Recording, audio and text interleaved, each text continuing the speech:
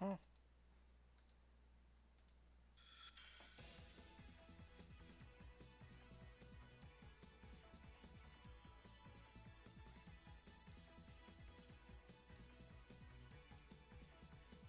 Let's see.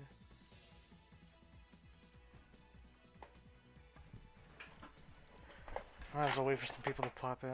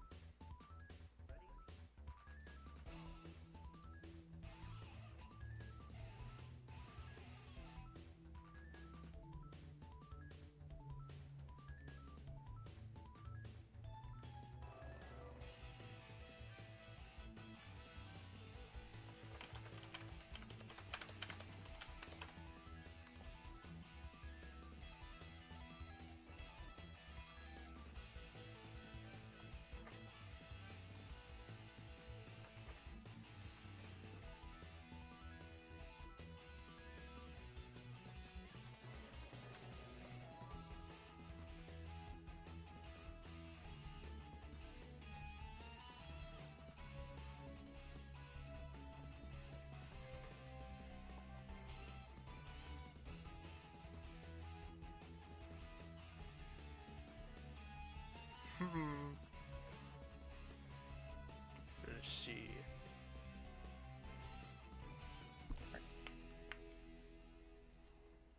Alright, now I can actually get into the meat of it. That's already.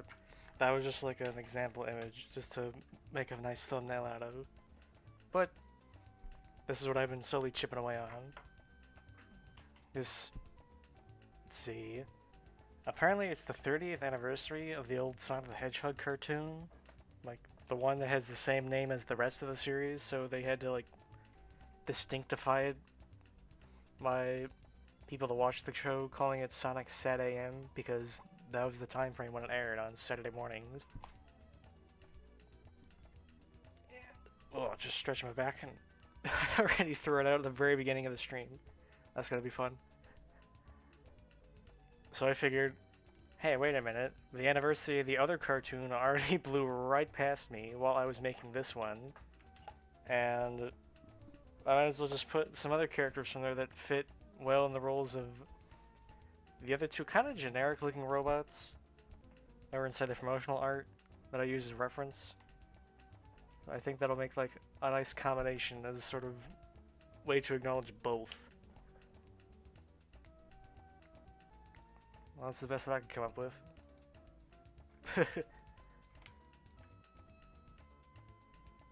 See, it took me a couple of days to sketch this all out. I thought, I have an idea. And I was like, one part of my brain went, no, don't do it, and the other part, and the rest of it went, yeah, just do it anyway. And now we're here. I have the liner of a few characters done already, and I think I've done a good job with them. But I'm at least, for this stream, I'm gonna at least like get the rest of them outlined. I don't know if I'm gonna jump head on into coloring today, but we have like a goal for now, and that's really all you really need at this point.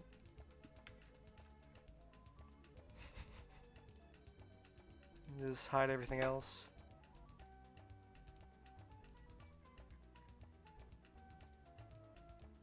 Let's see. I picked a hell of a character to start with. The only kind of boring one.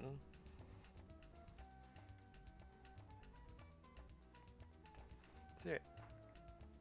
The program I'm using is just Clip Studio Paint EX. Because I like spending money. And it's got a lot of nice features. Including this one that I can't get enough of called vector layers. Where a normal layer is just like raster image data where it's all pixels if you scroll in close enough. But with a vector layer, if you zoom in really close, you'll see that it's just a series of points on a line that sort of calculate where it's being drawn. And the fun part is that you can just sort of move these points around to where you like for complete and total control over line art. It's great. It saved me so much time for comics. Because instead of just redrawing the same thing over and over again, you can just sort of get rid of it. Or at least like push and pull it around. So satisfying. And you're gonna see me using it a lot. It's so stinking convenient. What did this guy even do in the show? You see, well, what did he do in the show? Not enough, really. Or too much, depending on how much you liked him. Or didn't like him. You see, way back in the day, Tails was just Sonic's little brother slash sidekick. And so the mechanical genius was this guy, the Walrus. I remember there's some very interesting concept art in the Sonic 7am show where he looked a little bit like Robotnik, but that's like really, really early concept art where I think even some parts of Japanese Sonic media played into the aspect of Robotnik looking a bit like a walrus, and I think that's what his design was inspired by. Because, you know, he's got like the big mustache and the two walrus teeth on his outfit that look, you know, like they're like the yellow spines of his suit, but if you squint hard enough, he just looks like a big walrus. I mean, that's what I think.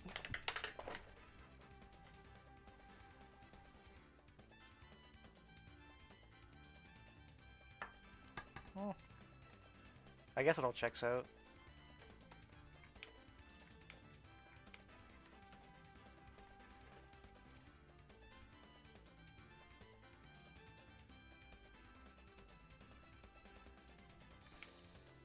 For more cool Sonic the Hedgehog facts, please mail me $1 in the mail, and I'll write you a letter back.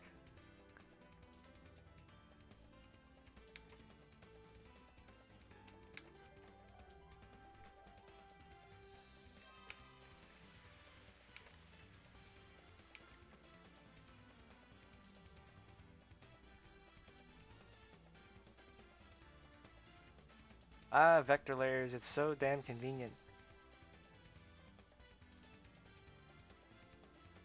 Oh no, I said the word damn.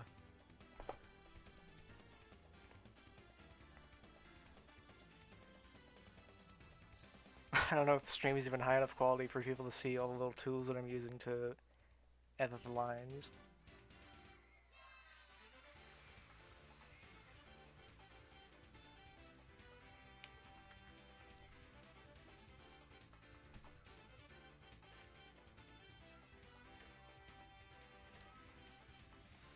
Yeah, I like all these characters because I think they're kind of fun to draw, or at least refine.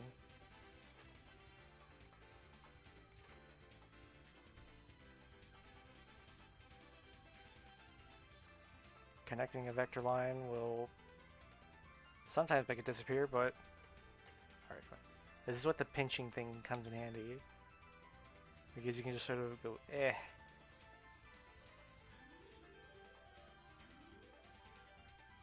Or you can just move the whole line by itself. It's so stinking helpful.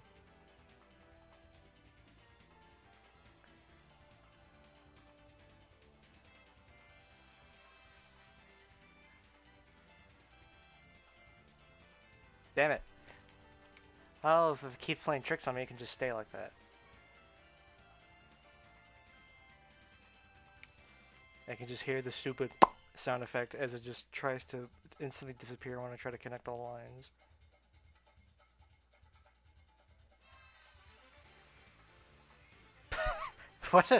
What the, why?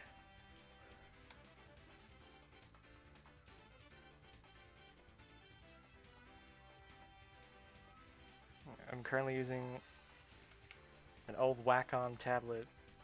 It is so old that the kind that they have is just, it's so old that it's like out of production. They don't make these anymore. And it's just like a Wacom Intuios tablet. It's got like 4 buttons on it that I never use, and 2 buttons on the pen that I also don't really use.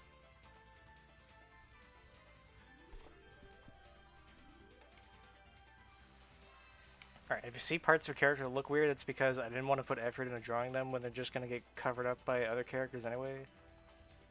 Because the production art that I'm using is kind of a bit weird. Like, the original is a bit funky, not because I accidentally selected parts of the wrong layer while working on it to try and move stuff around. Because all the characters are like standing on different flat planes for ground. And it's really messing with me for a while. Until I was like, wait a minute, I'm an artist, I can fix this. And so I just sort of fixed it.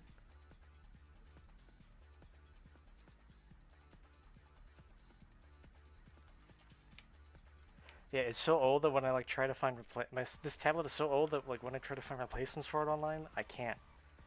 Because like I looked up the name of it and it says discontinued on websites where you can buy it. And it makes me sweat a bit.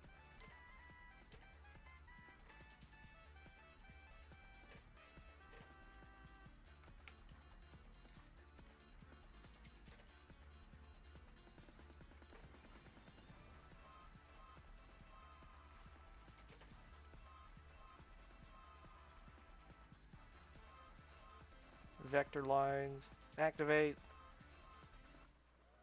So damn fun. And then with a special vector brush eraser, if you have it set to no anti-aliasing and erase up to intersection selector, you can just sort of and just instantly erase any lines that cross each other. Like that.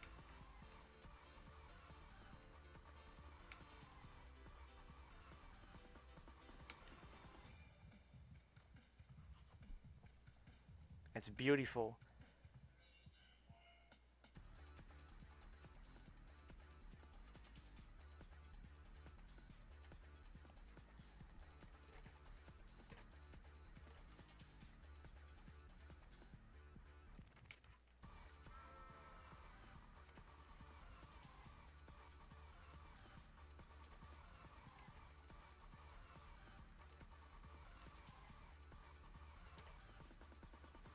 I don't even know how many. I don't even know if a lot of people are watching because I don't have the stream open.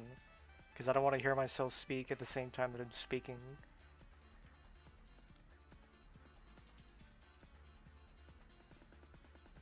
So I'm just gonna assume there are billions of people watching me.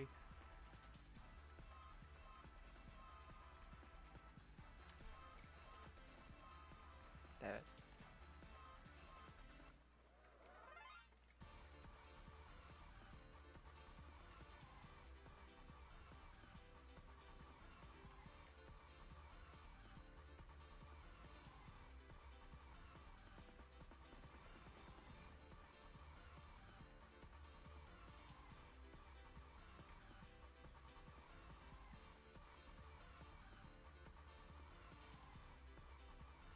Alright, sometimes you gotta make sure that these lines actually cut, like, cross. Because if they're not crossing, they won't technically intersect, and the eraser won't actually erase them.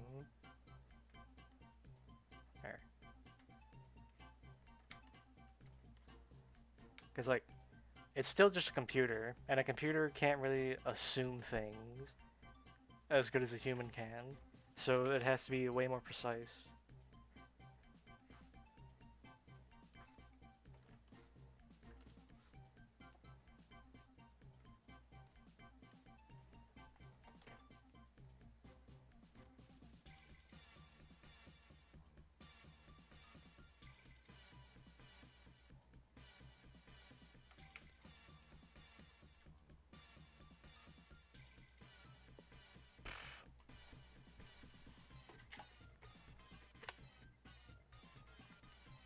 Three whole people watching me.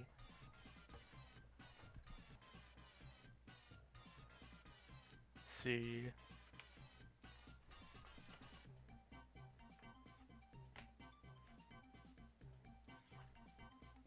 No, wait.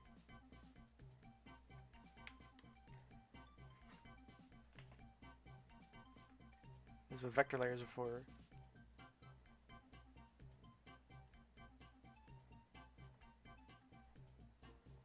You see, in the industry, we call this cheating.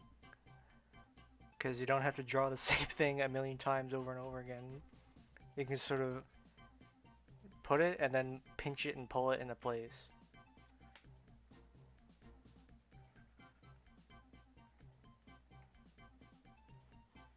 If it's a bit too thick or thin, you can just sort of draw over it to get it to the way that you like.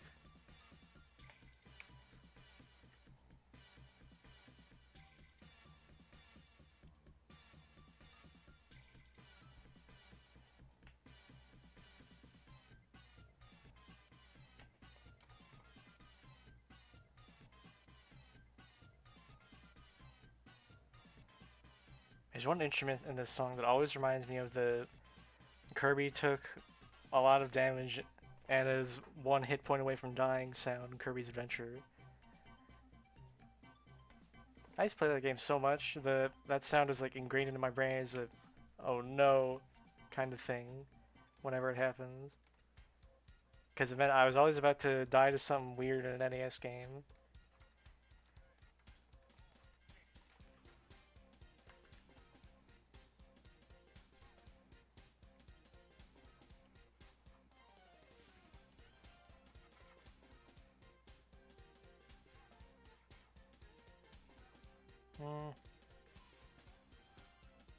There.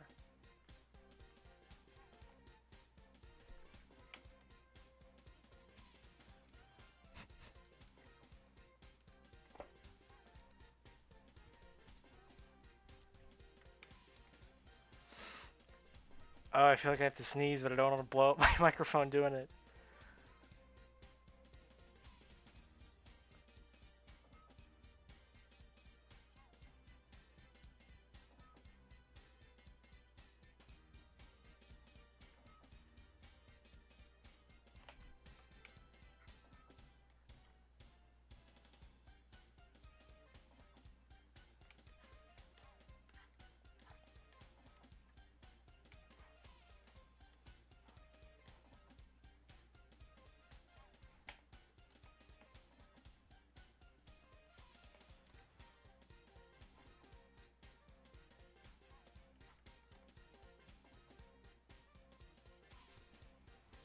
For some reason, I'm really good at drawing rings whenever I draw up and to the right. I have no idea why.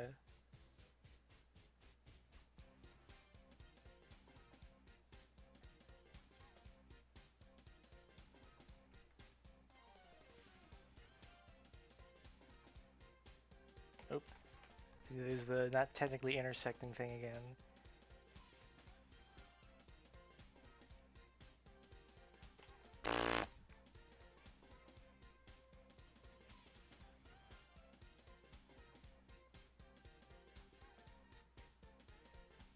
There.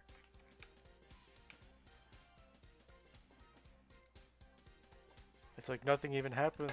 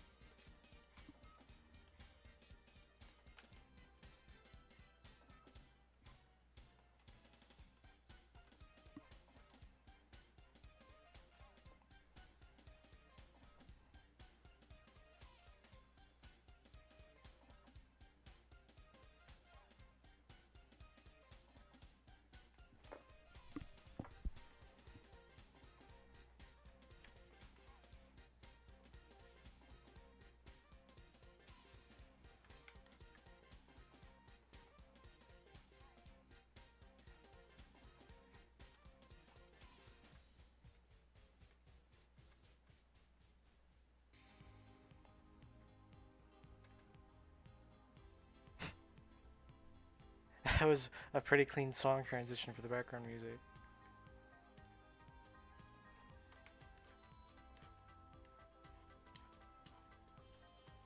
see. Yeah, I just figured so I don't just sit here in silence whenever I'm working, I might as well put something on nice in the background. And so I thought, what should I use? And then I just picked the song that I always use whenever I go on a walk. A playlist of the entire Japanese Sonic CD soundtrack. If it works, it works.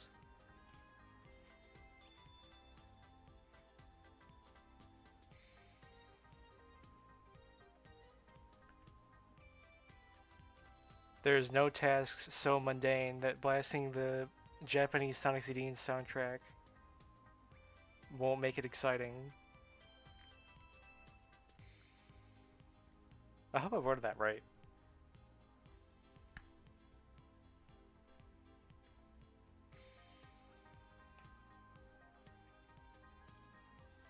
Yeah, I just didn't want the stream to be like 4 hours of me pulling lines around with repeatedly and unsuccessfully. I mean, just faffing around the whole time.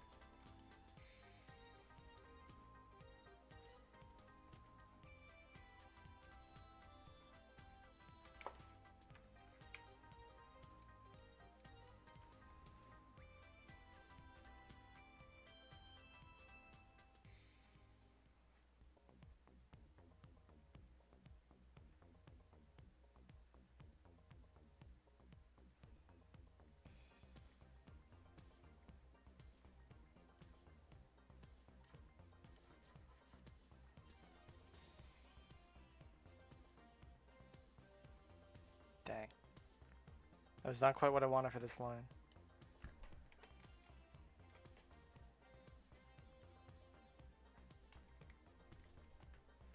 Bad, nobody will notice. They will notice this. Alright.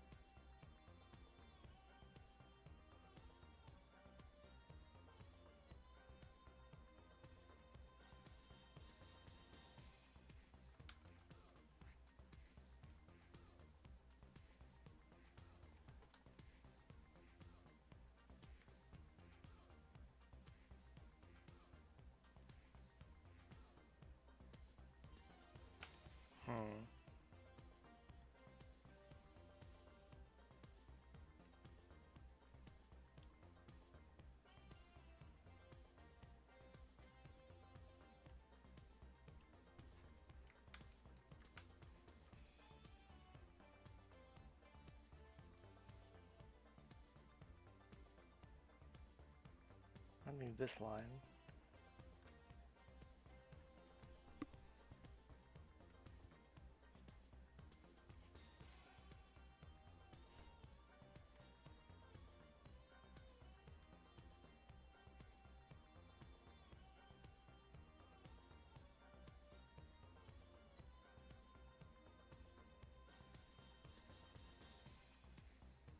I can't use the fill tool yet. That's a surprise.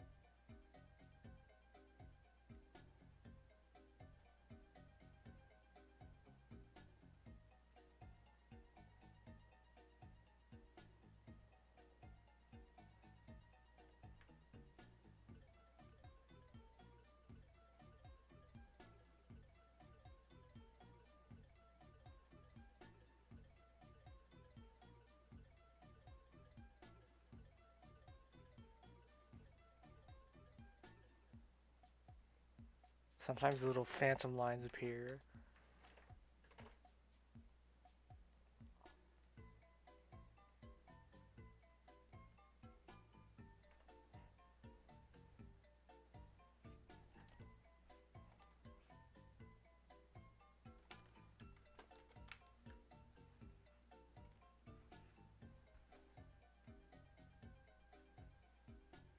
Hmm.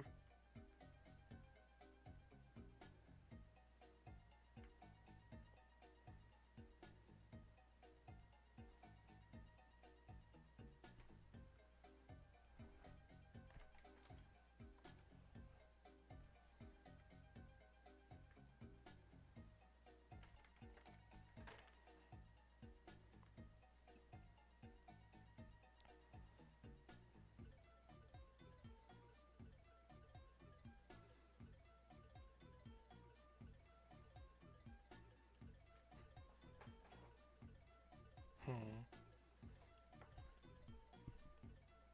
Hey chat. What do you guys think Sonic's middle name is?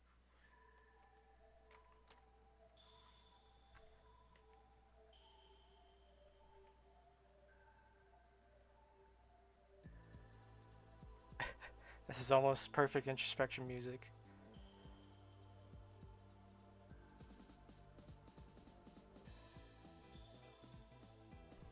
Well, what is it?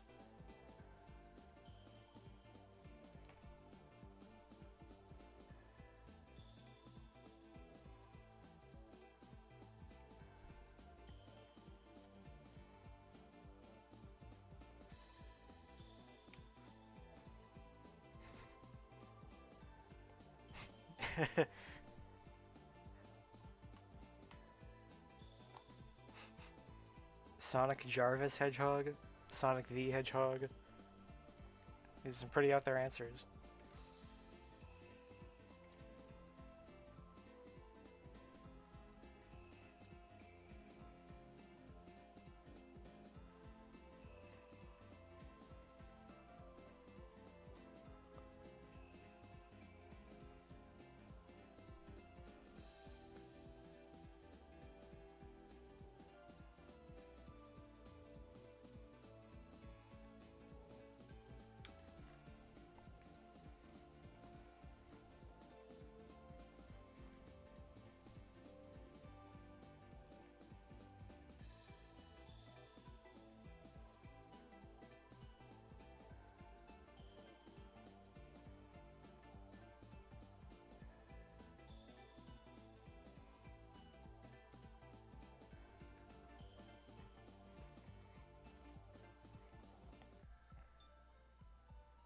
Let's see. Did anybody guess it correctly?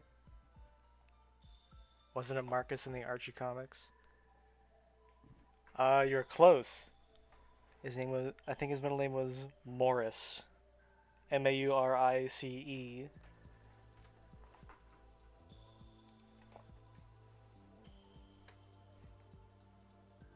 Why? I don't know.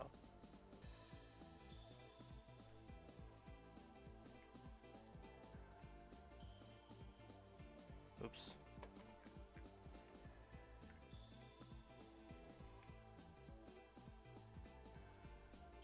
There you go.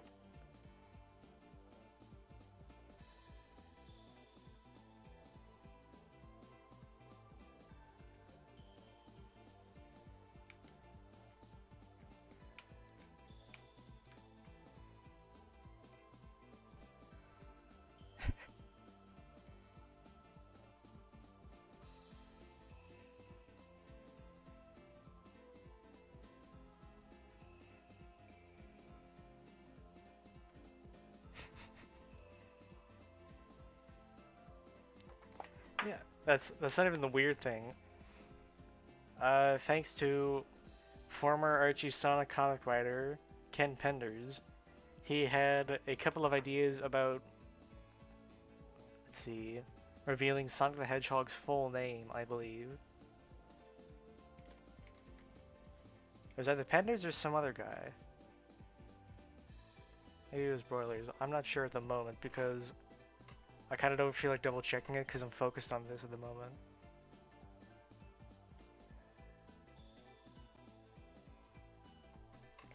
And I think the full name was uh, Ogleville Maurice the Hedgehog.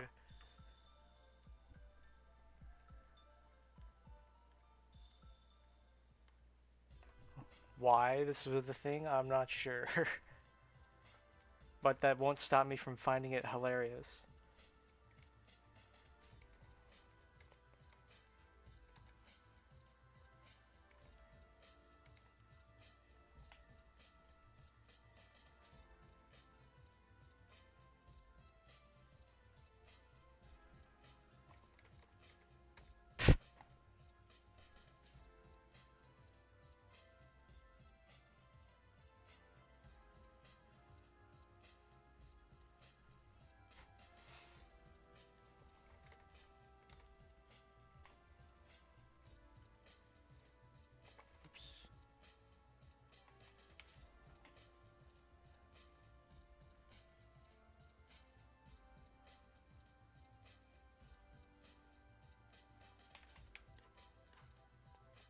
How my work starts really big, but ends up being low resolution whenever I zoom in.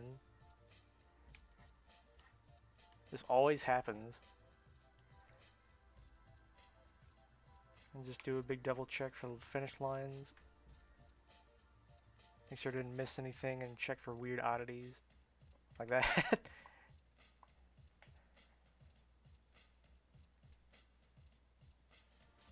Make this thing here a bit thinner.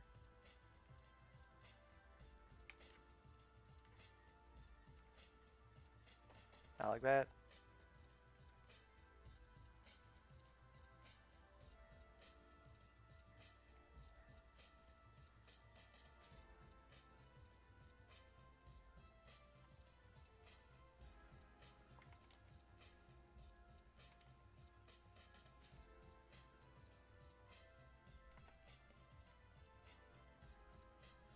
Oops.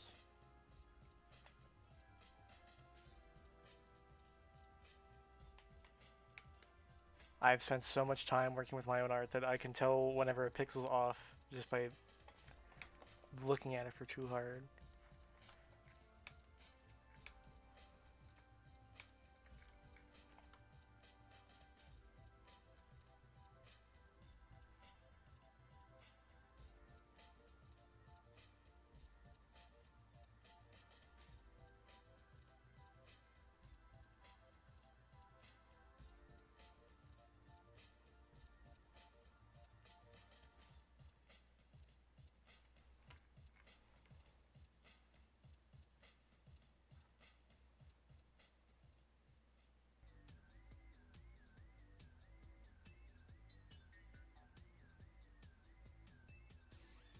I also like these connect. See, sometimes Clips to Do Paint likes to be funny and just leave their lines open like this. So I have to go in and idiot-proof it for the fill tool.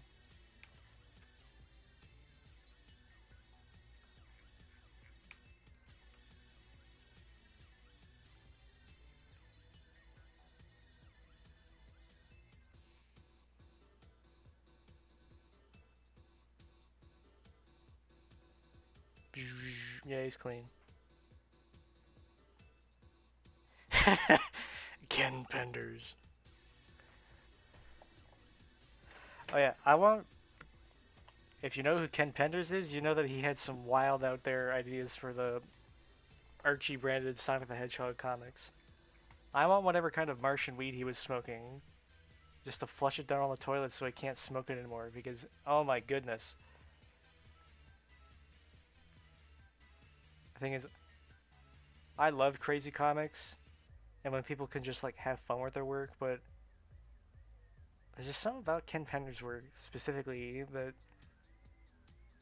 I think it was always Sonic's weird proportions. Because if you look at Ken Penders' old like Star Trek comics that he used to work on, they're inked very well. He knows how to draw things. He just doesn't know how to draw furry cartoon animal people like Sonic.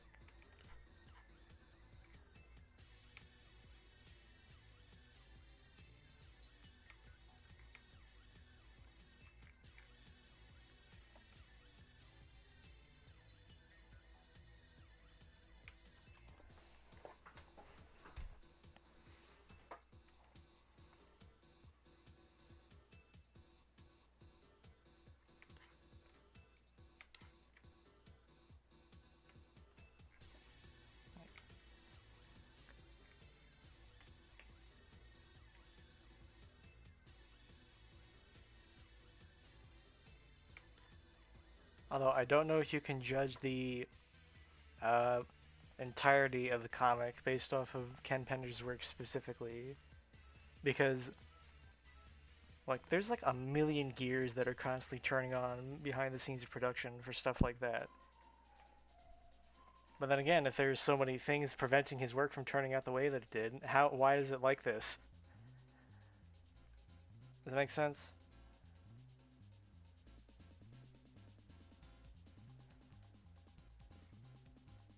Phantom Line.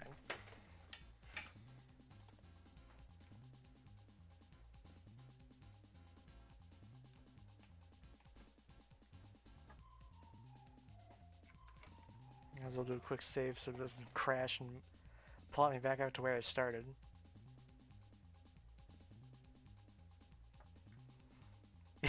If Rudder looks weird without an arm, it's because Sally's just going to be right in front of it, and so I don't really want to waste time drawing it if it's just going to be covered up.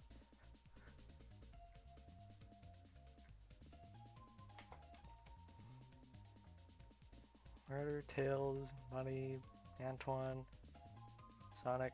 Alright, so I got the main cast done. Now I just need the villains.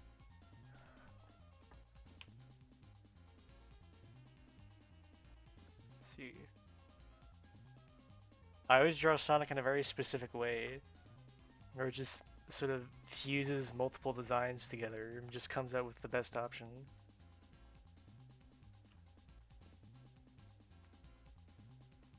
Who lost his arm? Oh, you mean Robotnik from the cartoon?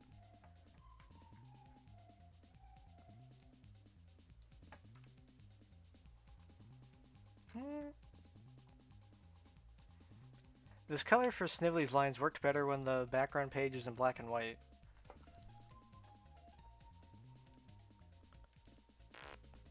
Nah.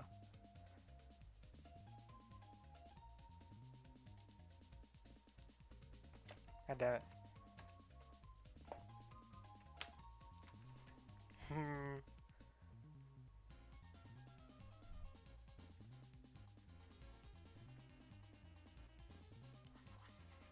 Well, let's make it like green. Is that easier or harder to see? Alright. I learned about I learned about clipping layers an embarrassingly long amount of time after I started using digital programs. It just sort of mystified me for ages, and I have no idea why. Who is a better evil sidekick, Snively or Agent Stone?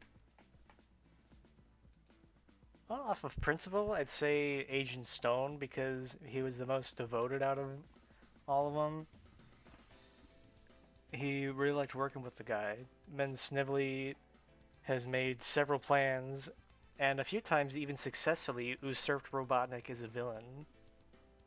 Like that one ending scene of Sonic Set AM, he was going to be a villain for a while before ABC went, "Oh, the show isn't as popular as Power Rangers. Can it?" And then they canned it. I imagine going toe-to-toe with the Power Rangers in terms of being a cable TV show, or just a television show in general. It's like, that's one hell of a black hole for an audience.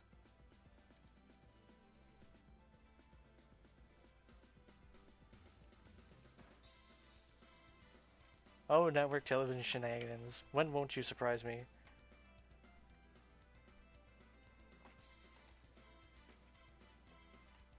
And I gotta get rid of everything to actually see Snively.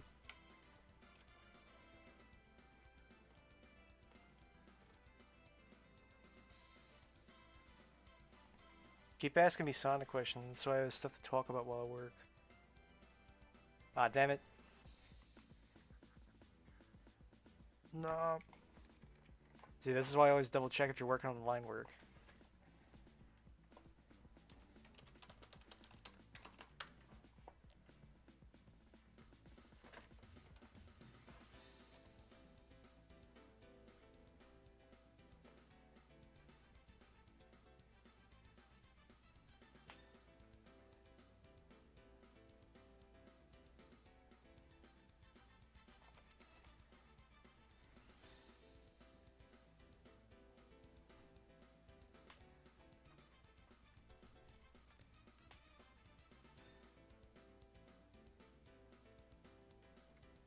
ask away your question, or ask away the questions, I guess.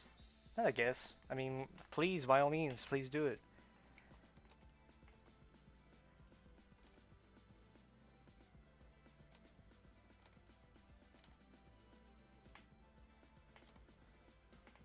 And it can't be questions like, oh, what do you like this terrible TV show? Come on, man. You gotta be a better internet troll than that.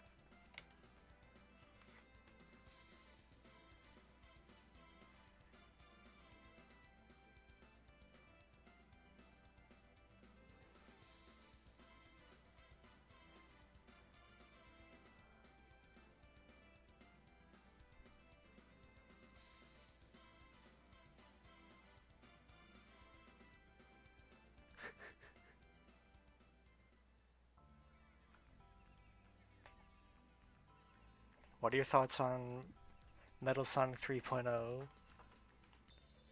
They made a third one? What's he look like?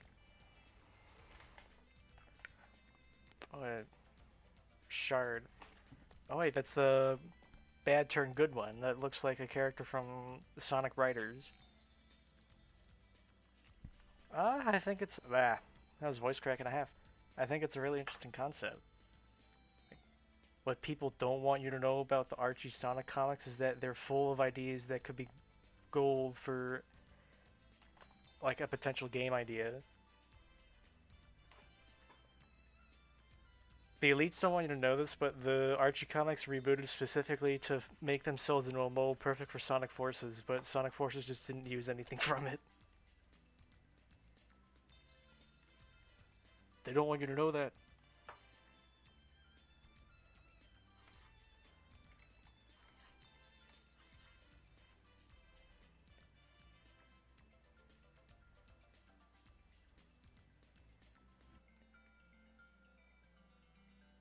This song's really good.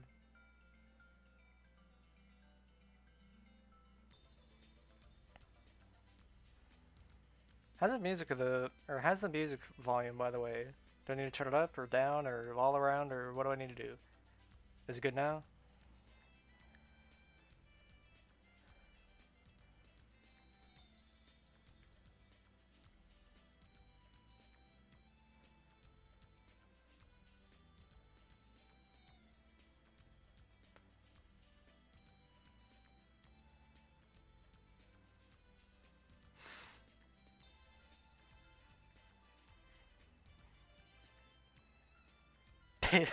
This looks so weird from this angle.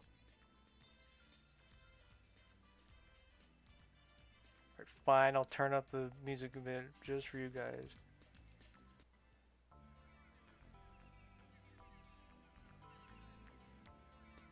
Is that better?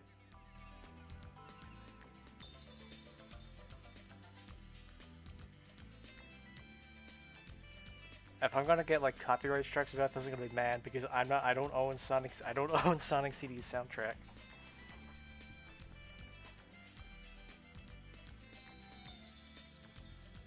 If I did, I don't know what I'd do.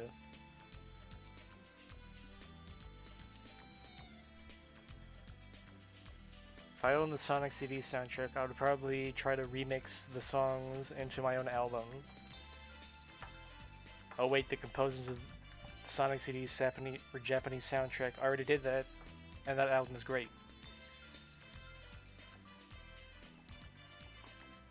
It's so weird. But in the best, it's weird in a good way.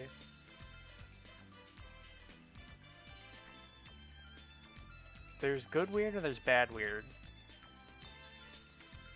I don't know if that makes any sense at all to other people, but it rings profoundly true to me, at least.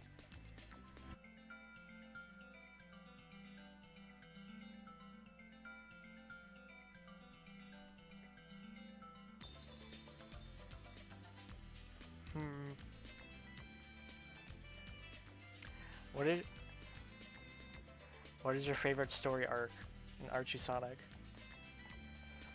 Oh, geez, that's a tough one.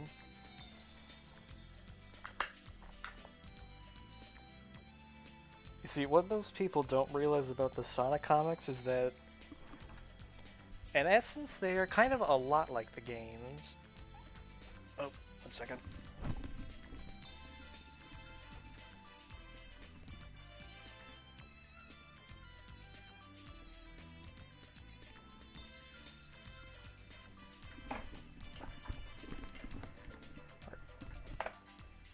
I think the Sonic comic captures the same essence of the series in terms of when it's good, it's really good, but when it's bad, it's really bad. But there's a lot more good stuff than there is bad stuff, so it all kind of evens out to me. Like,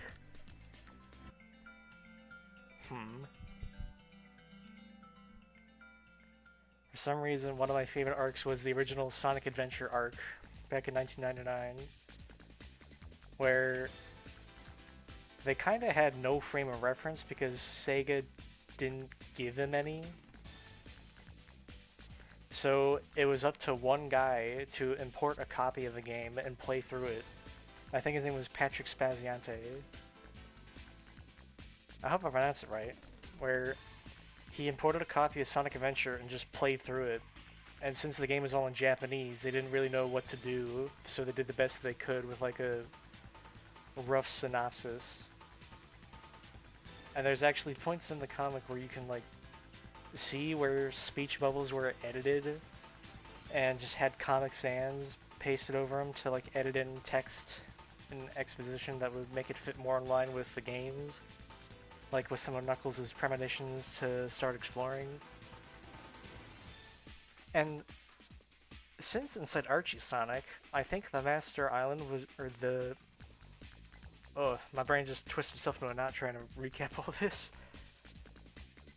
Yeah, I think in Archie Sonic, the Angel Island was held by like 14 smaller Chaos Emeralds instead of one Master Emerald, because the Chaos Emeralds had kind of a much different origin story in Archie Sonic. They're just there. And in the games, they're just there too. But... it's so stinking hard to explain. If I told this to some guy on the street, he would probably try and steal my wallet before asking me, after asking me, what the hell are you talking about?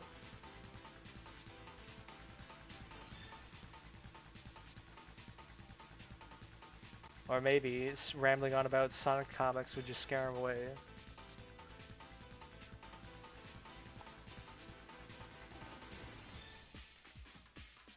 There's only one way to find out. Oh yeah, this is probably the strangest song in Sonic CD. My best friend called this song barnyard music when he first heard it, and that description has never been able to leave my head. Because it sounds like a bunch of chickens are playing it.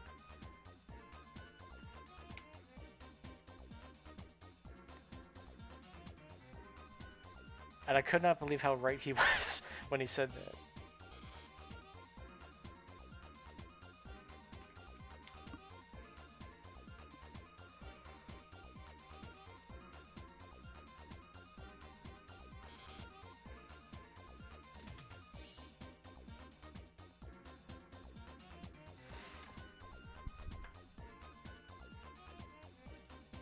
I guess one of my favorite story arcs was one of the final ones, where it somehow takes Ian Flynn like 4 years to get through a Sonic Unleashed adaptation.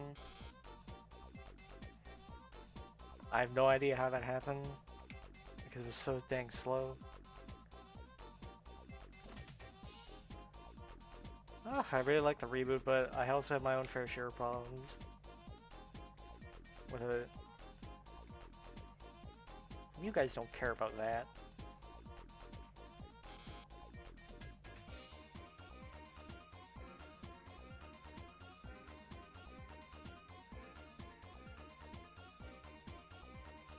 Hoop.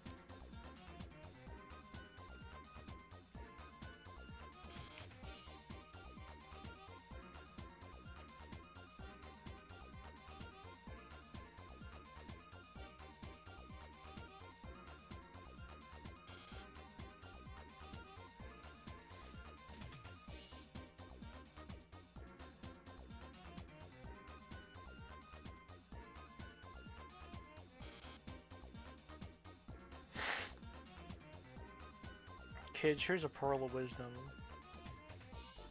Uh, don't let random people on the internet influence your opinions. Sonic Forces or Sonic 06?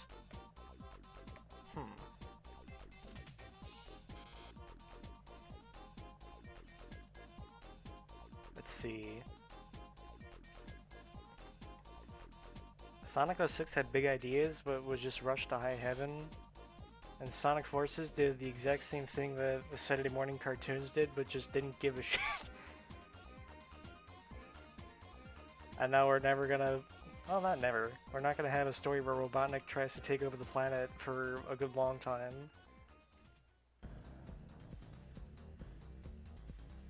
It's like... They took 4 years, like, making concept art for that game, and then 1 year making the actual game.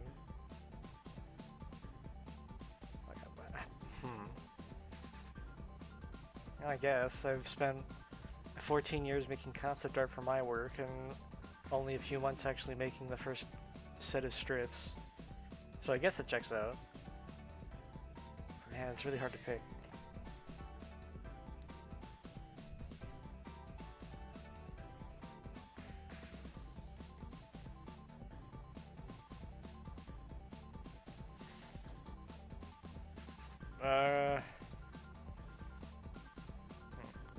I'd say Forces because, to my knowledge, Forces does not contain massive game-breaking bugs like Sonic 06.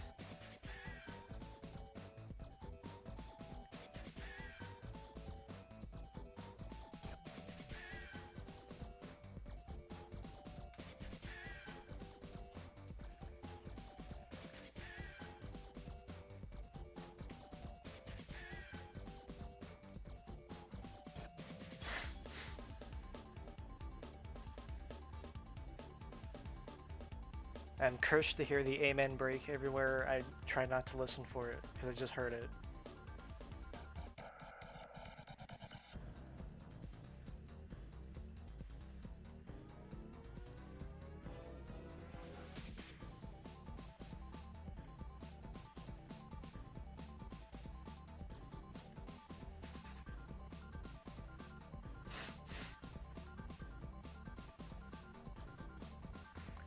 One of my first memories of Sonic was playing the Mega Collection on my Wii, pretending it was a GameCube as a kid.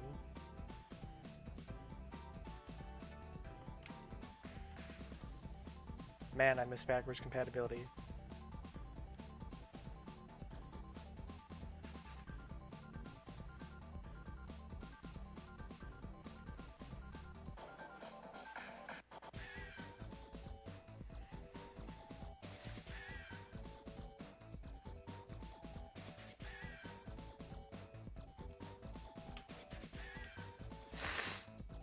I forgot the rest of Snilly's face.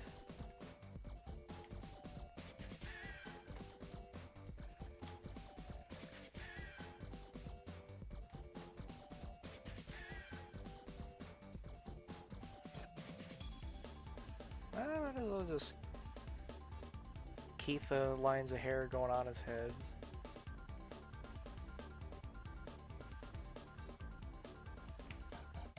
Oh, now it looks like a Linus from Peanuts to me. No, I can't unsee it.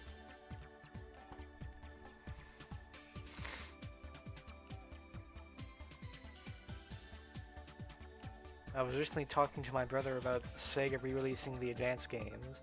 Would you want a remake or Sonic Advance 4? I'm not too familiar with the Sonic Advance games, but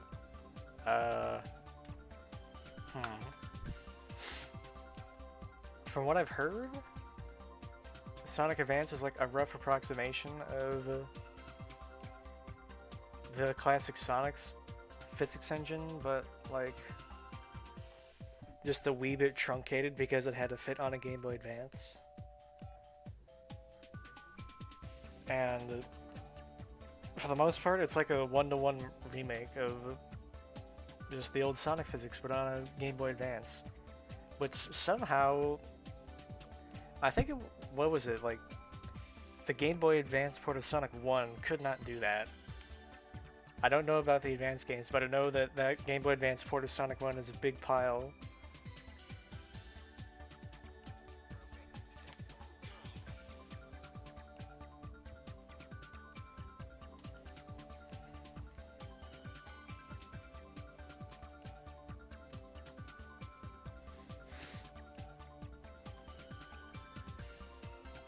Oh, they can just zoom in using this bar. That's pretty neat.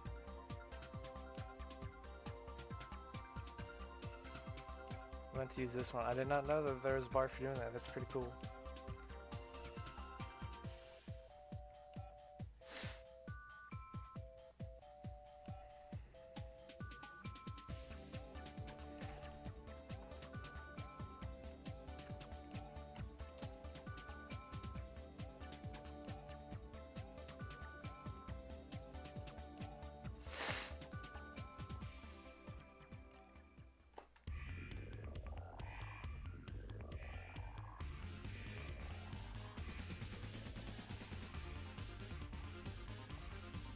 Oh yeah, this song is where things start getting serious inside Sonic CD.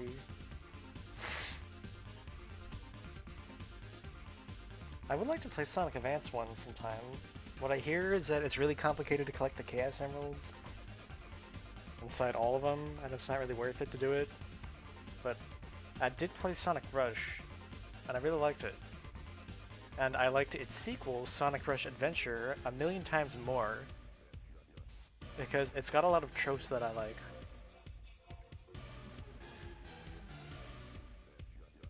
Yeah, I love me a good globe-trotting adventure, and you just get to sail around Blaze's planet, whatever it is.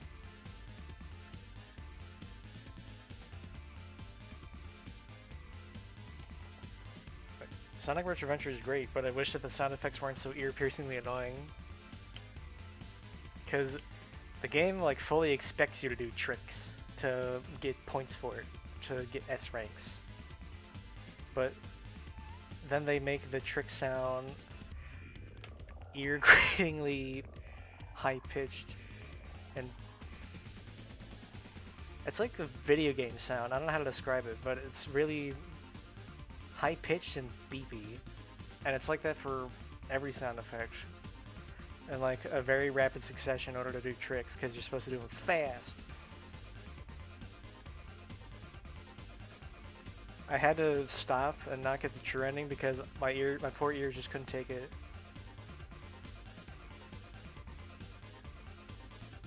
See what I wish that there were like ROM hacks of those games where you could just take out the sounds. Or just like let the music play, because those games have really good soundtracks. The Rush games. One of them is made by Hideki Nakanuma, or the Family Guy funny guy on Twitter. Is he still doing that? I have no idea. But I know that one soundtrack was written by him and the other one was not written by him, but does a very good job at sounding like it was written by him. Like there's lots of melody callbacks to songs in Sonic Rush Adventure. And I really like that.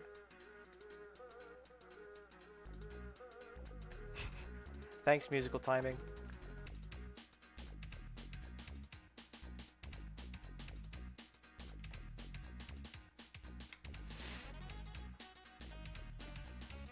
Yeah, that's funny.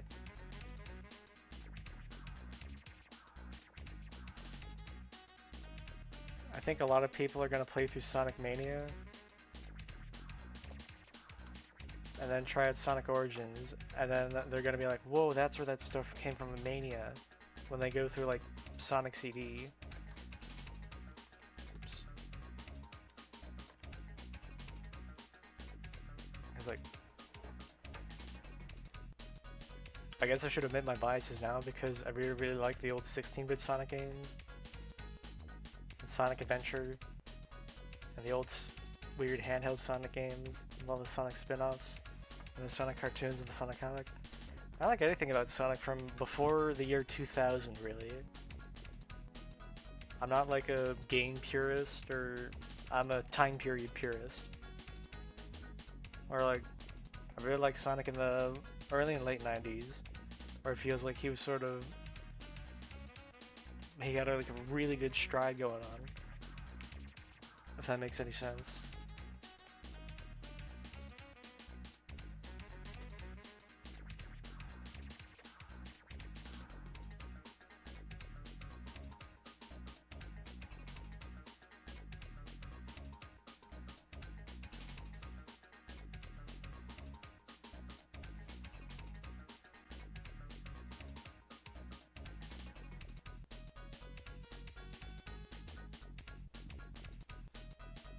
I guess that's why I'm kind of excited for that new Sonic game coming up. Because wow, they're actually making a new 2D Sonic game. Like, these things just don't happen, so what's the deal? What's going on? There's something fishy going on here, and I don't know, and I can't tell if it's fishy because all the promotional material I've seen is not soured my feelings about how excited I am for that game.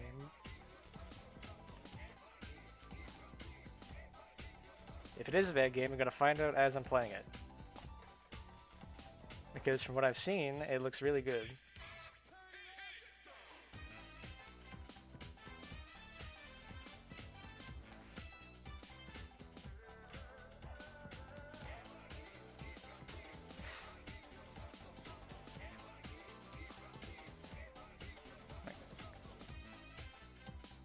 Yeah, they just released the big new trailer for Sonic Superstars. I think that's what it's called.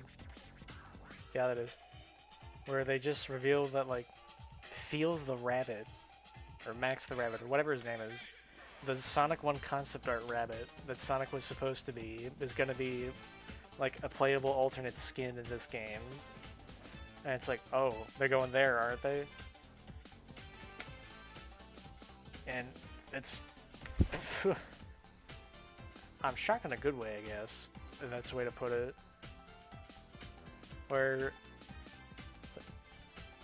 you look at how they're trying to portray Sonic's older days from now and like 10 years ago, and it's sort of like night and day. Where like, do you think the Sonic Superstars would have had as much of a positive buzz as it does if they tried to treat it like Sonic 4? Which is just, ugh. like Krusty the Clown, or Krusty the Clown going, ugh, whenever I think of Sonic 4.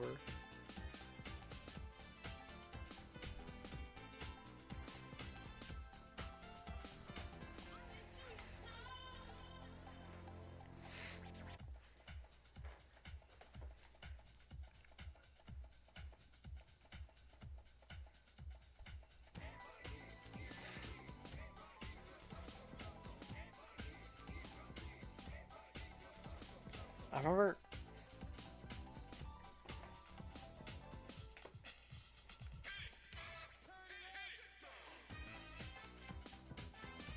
I hope that people like manage to crack that engine that they use to make Sonic Superstars wide open, just so that way people can make their own levels in it. Because, like, I think the developer Christian Whitehead, he just logged on Twitter one day and said, "Oh yeah, by the way, we just faithfully recreated Sonic Mania's physics engine inside this new 3D art style." To much aplomb, because it's like they just pulled a rabbit out of their hat. It's like, what? How did you do that? I can believe it. It's so strange to just hear them like confirm that outright. Let's see if we can find it. Never mind, Twitter won't load.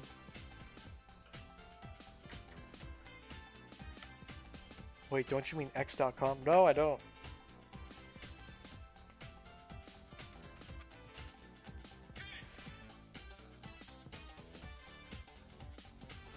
Alright.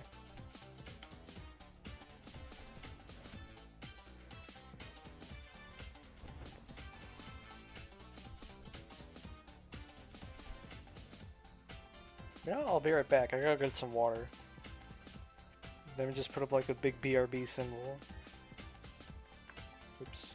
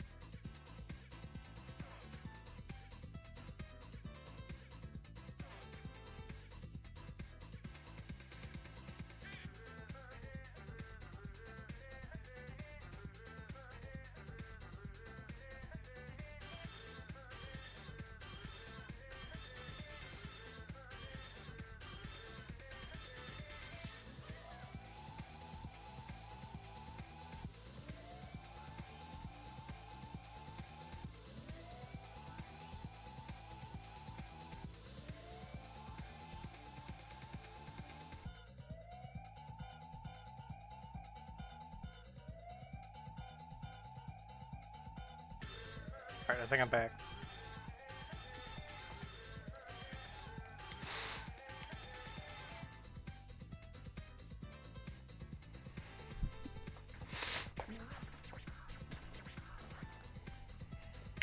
Oh, I just cracked my finger. I was just trying to crack my knuckles, not my finger.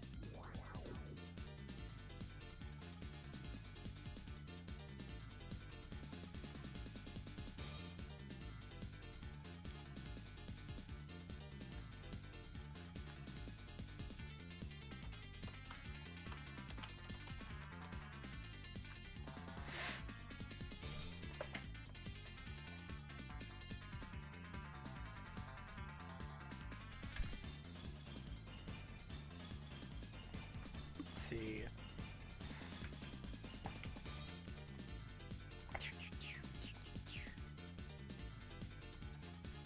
Alright, this is still the pencil brush.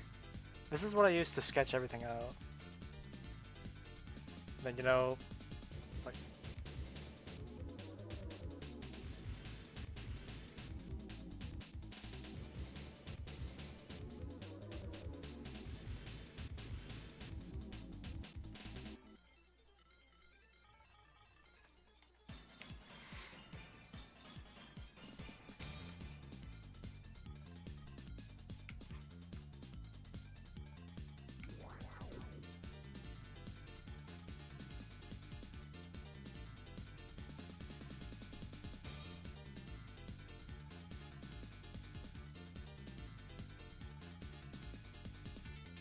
Checking some. Yeah, they all got the same line width.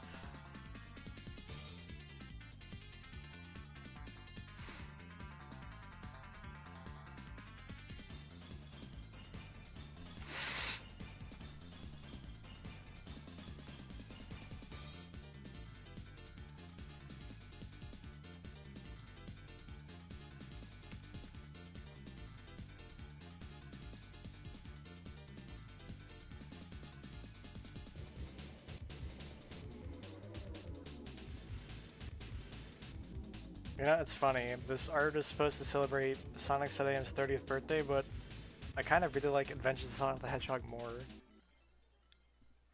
But I feel like I'm not supposed to.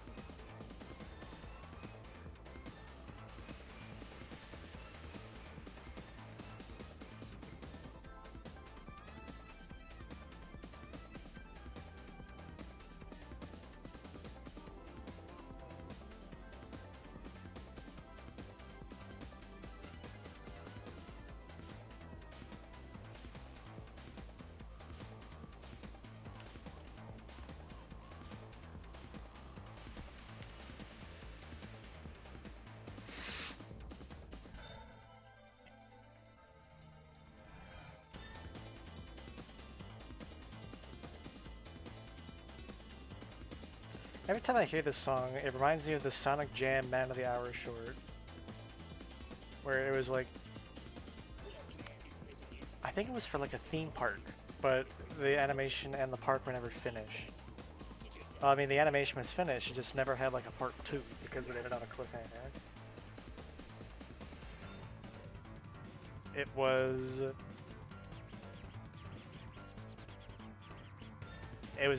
Eggman not liking that Sonic was declared the Man of the Year, and so he gets an idea to dress up as Sonic and cause some havoc in his name in order to make Sonic possibly lose the Man of the Year status. And it works, surprisingly.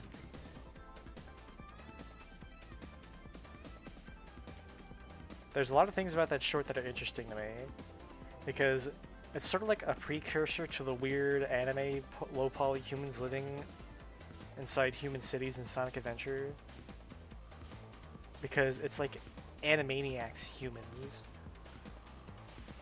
Because I think I think TMS Animation helped produce that animation for the Man of the Year short.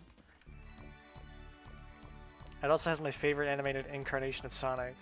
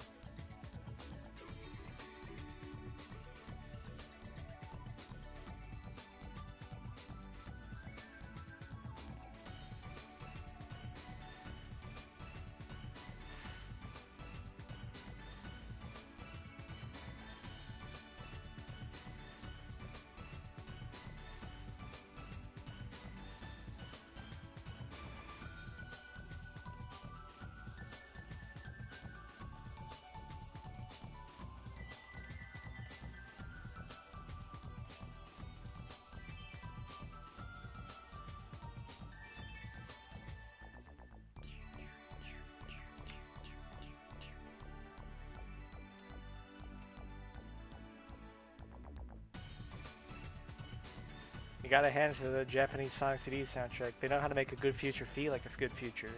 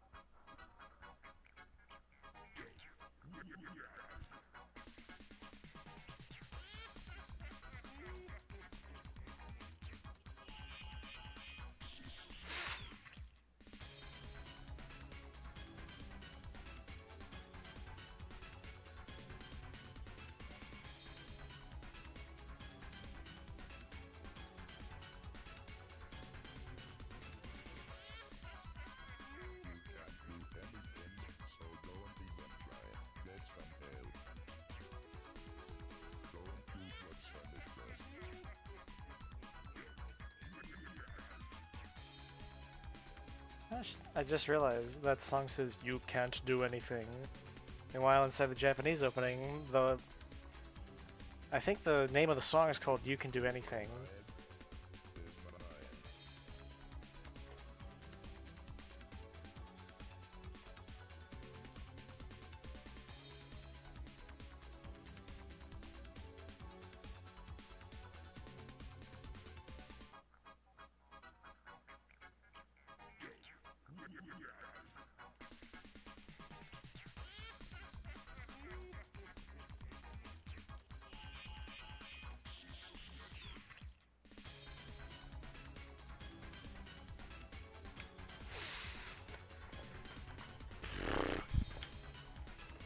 This is now birthday art for Adventures of Sonic the Hedgehog, which I know a lot more about than Sonic said I am.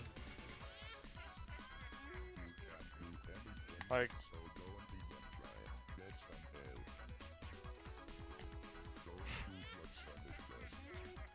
how do you top Long John Vally's performance as Dr. Robotnik? To be honest, it's kind of a trick question because you can't.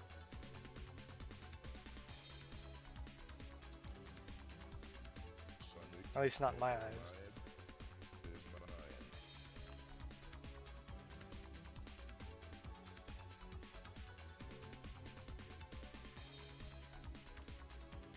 You know, it's like very hard to top.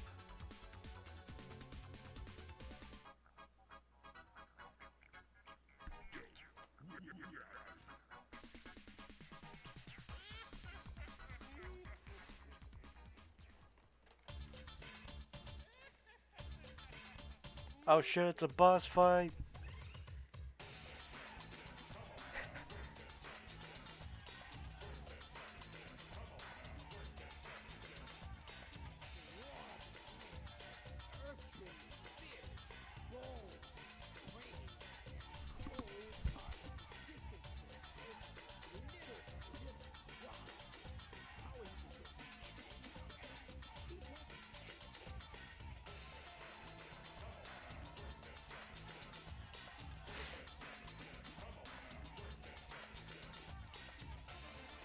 I remember there was an episode of Adventures of Sonic the Hedgehog that actually got, like, I wouldn't say banned from TV. It's more like, wait, I guess that's exactly what happened. They wouldn't air it because of its sensitive subject material. Yeah, I know. For this, for the Looney Tunes Sonic show, really.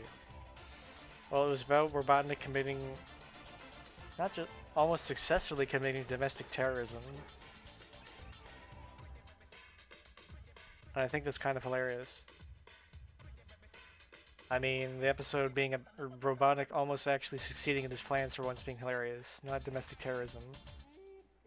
It's proven not to get as many laughs as it used to. That's why I don't like it. Trust me.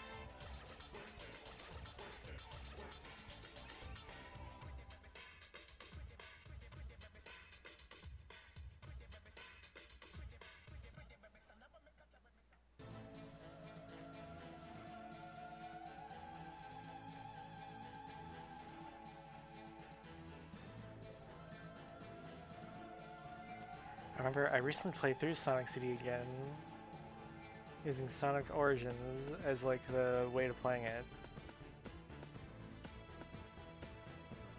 And this boss was a bit underwhelming. Because like you travel across time and space to get here, and then Robotnik just sort of bounces around at you for a couple minutes and then that's it. Which is kind of exactly the ending to Sonic Mania 2, now that I think about it. But Sonic Mania's boss is a lot cooler. Because it was like designed to do that.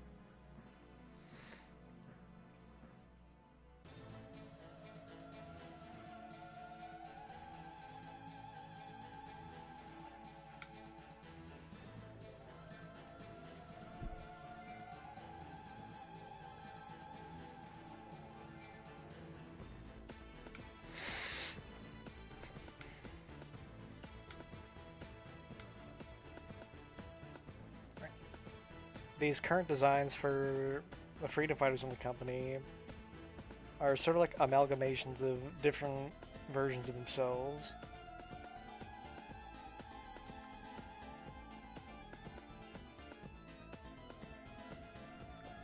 Sort of like a pick and choose your favorite version of the character and just sort of smoosh them all together.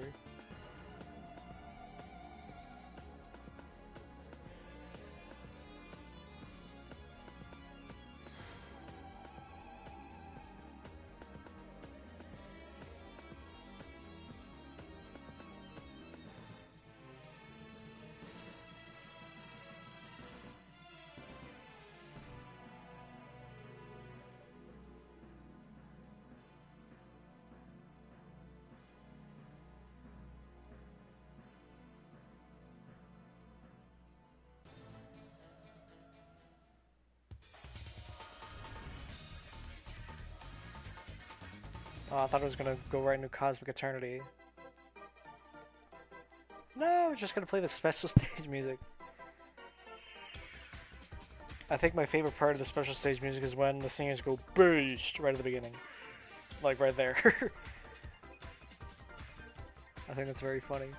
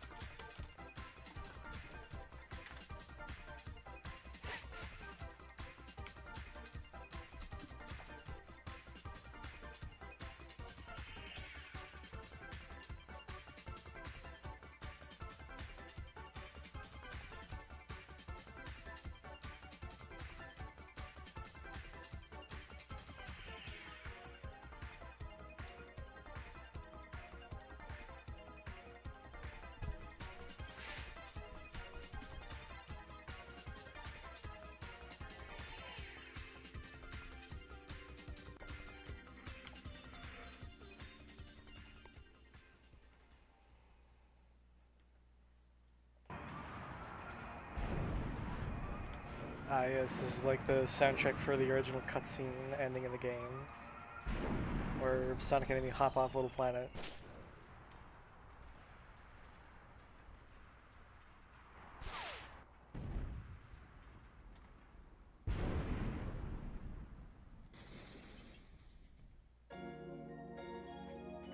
Wait a minute, is this the instrumental from the 2011 version?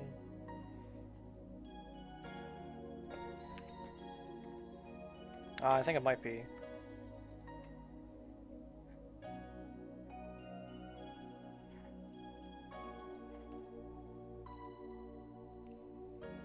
No, it is the instrumental.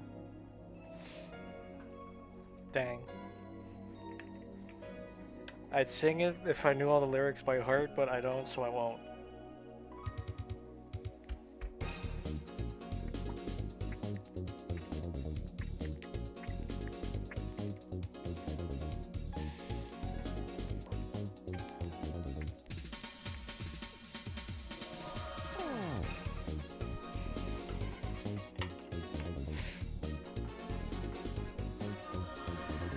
It's got like partial vocals, it's so weird.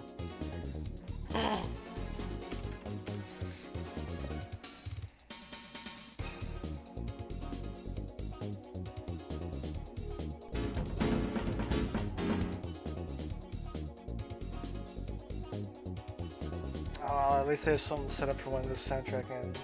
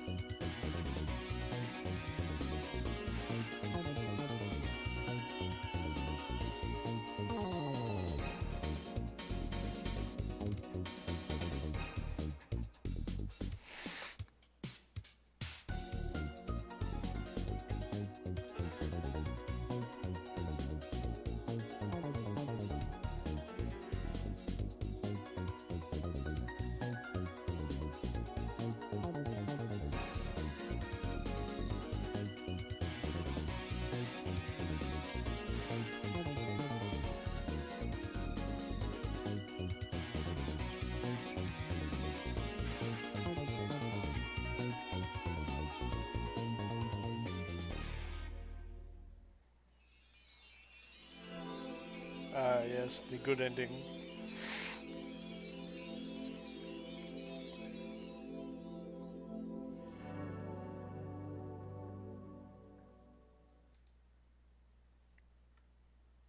Anyways.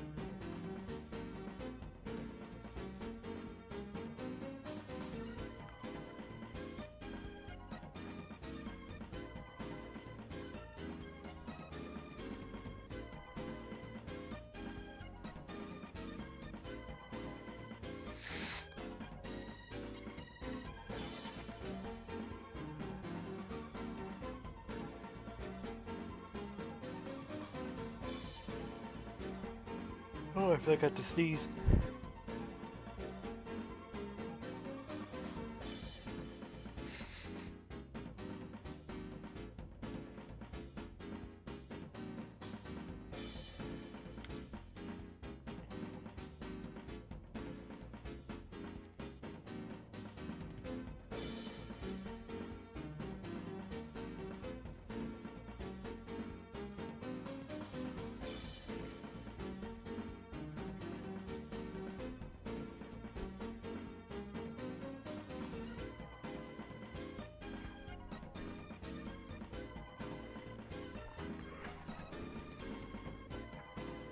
It must have been wild to see Sonic grow so popular and then almost disappear in the 90s, if you were paying attention.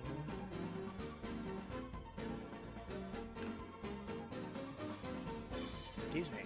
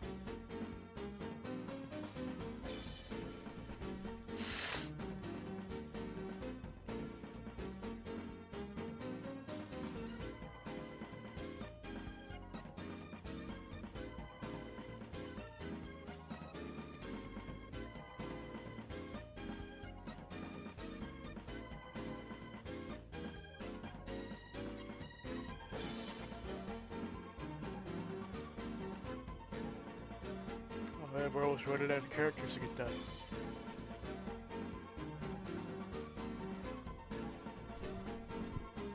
This design is sort of like a mix of his cartoon design and his comic design. Let's see.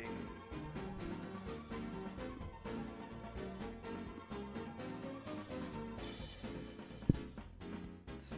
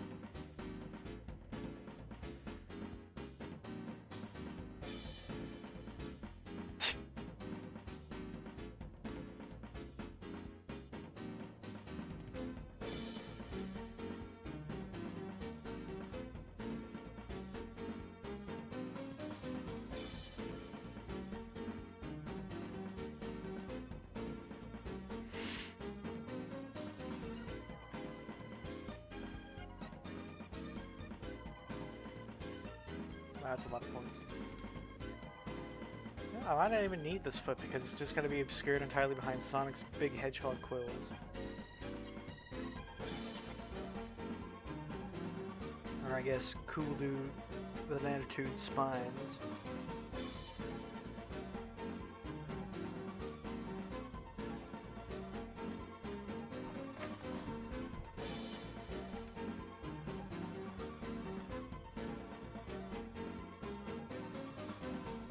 What? Excuse me.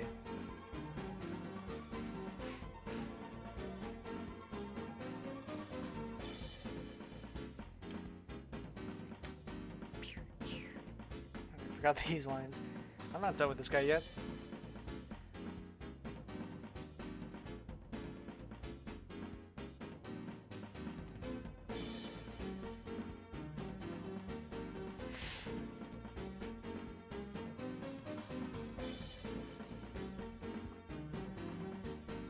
Let's see.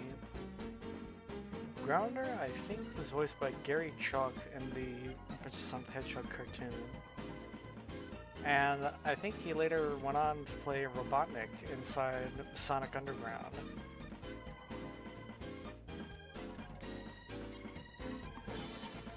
Which is kind of funny.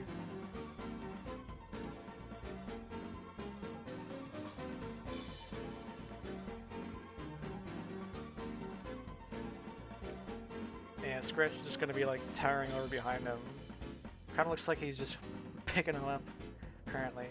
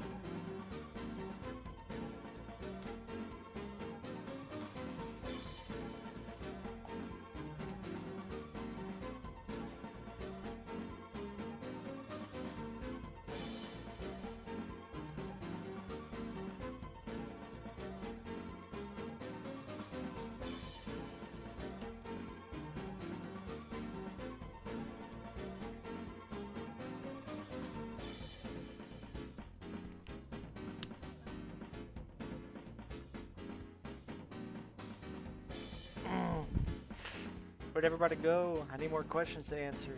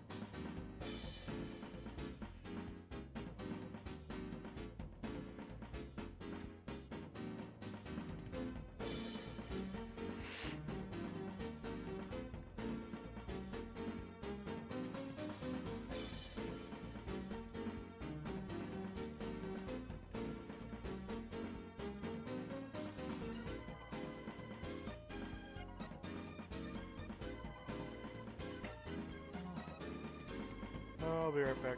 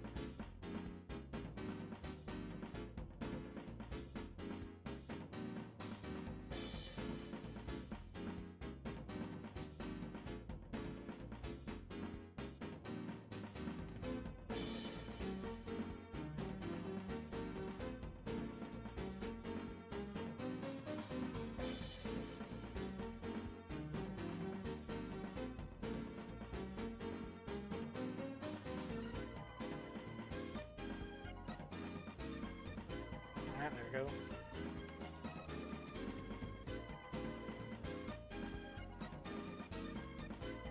I learned about this color history tool thing pretty recently too, and it's been a game changer as well.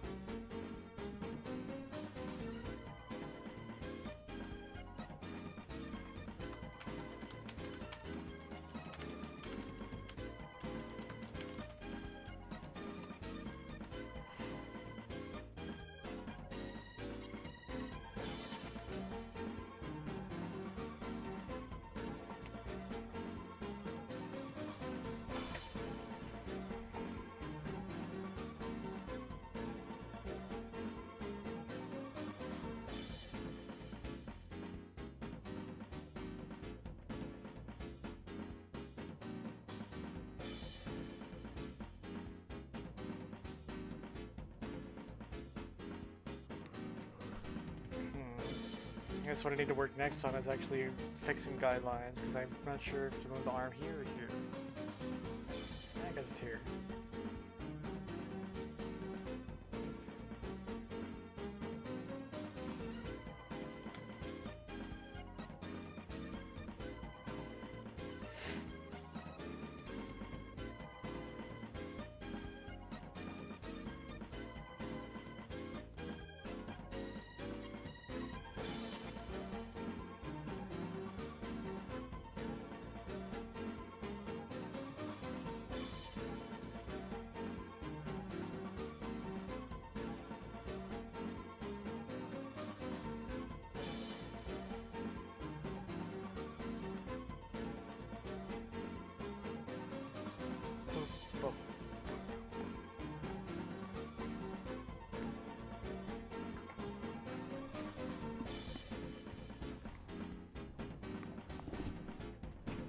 Ugh.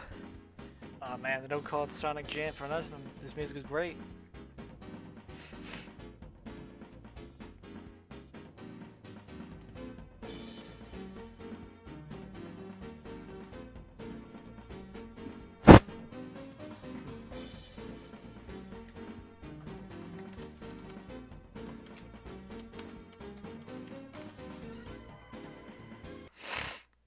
Oops.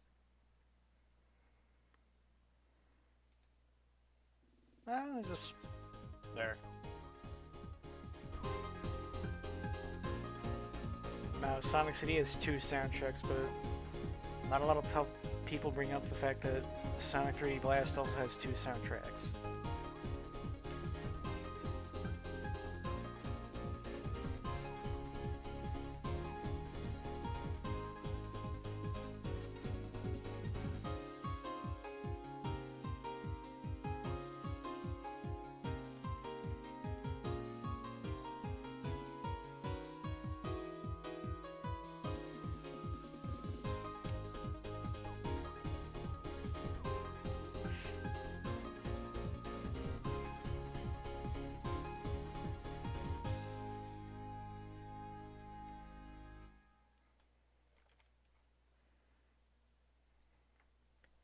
trying to remember what my incarnation of Grounder looks like. That's Grounder Scratch, the big chicken guy.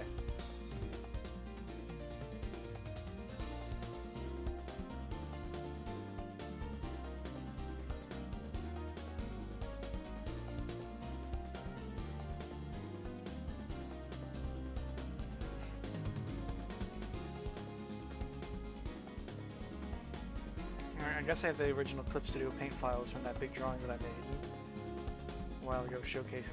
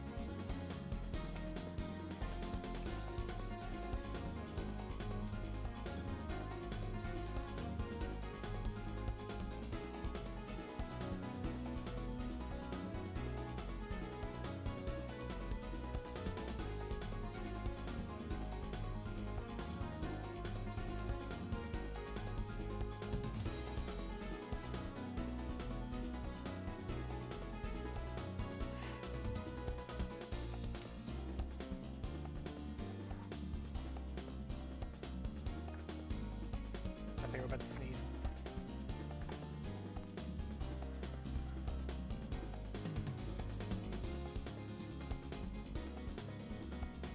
Oh, I muted it just in time.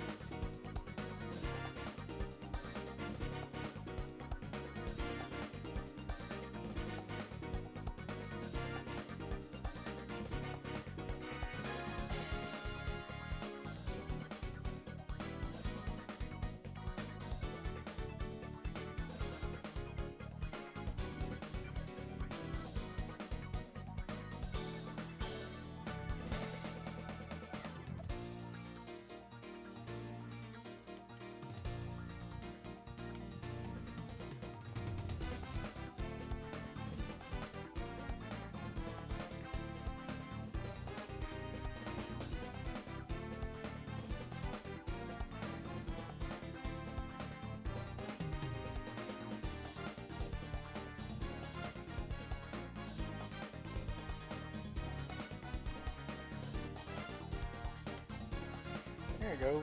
That looks...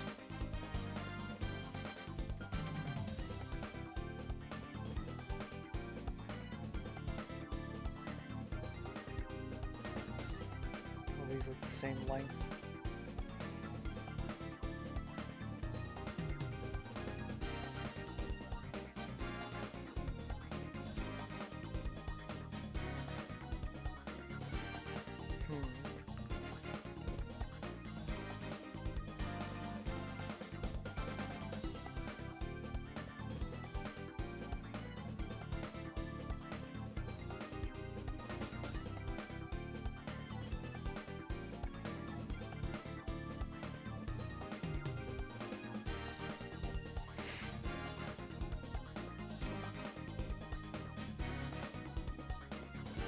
I just made him look really surprised.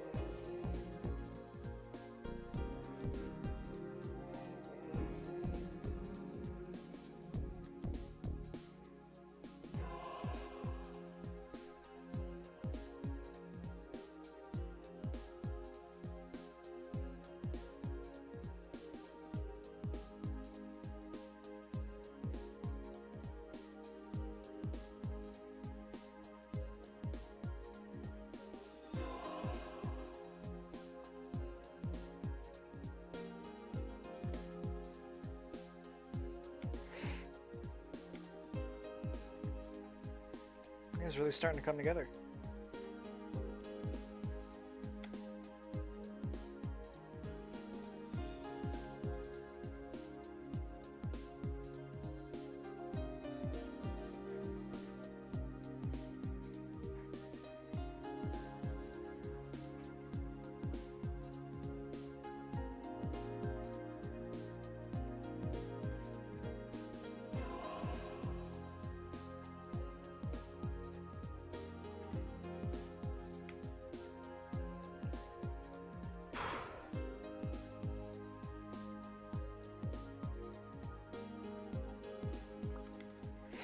Alright, we got one character left.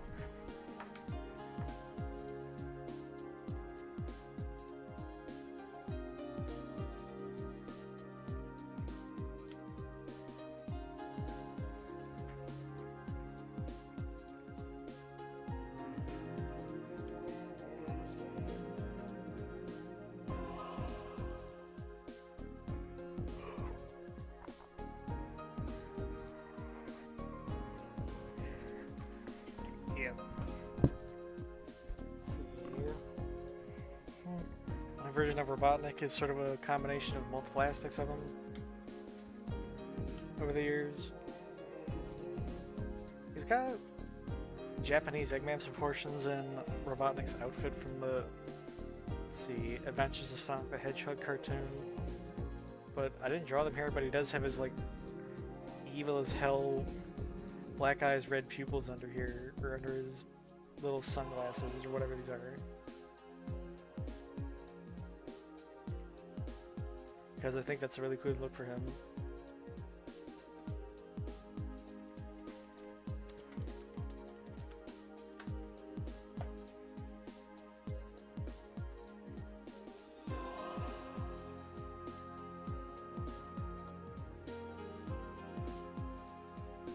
He's just going, ah ha ha ha ha. Sort of like the mouth on the box art. I referenced this mouth, but I didn't want to draw it one for one, so I just sort of imitated it with my version.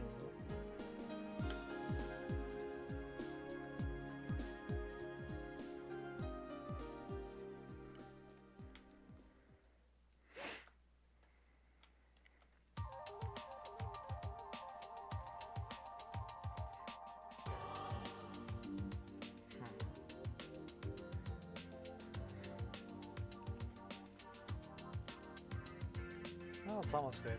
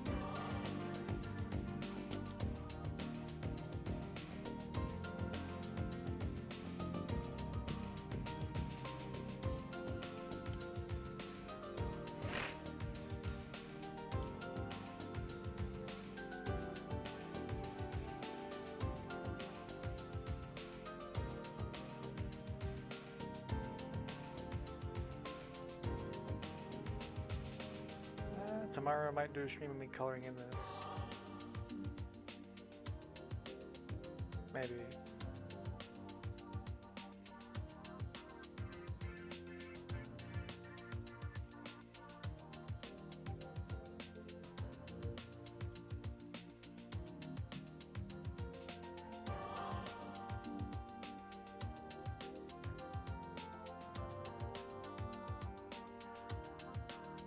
You guys ever think about how weirdly big Robotnik's nose is?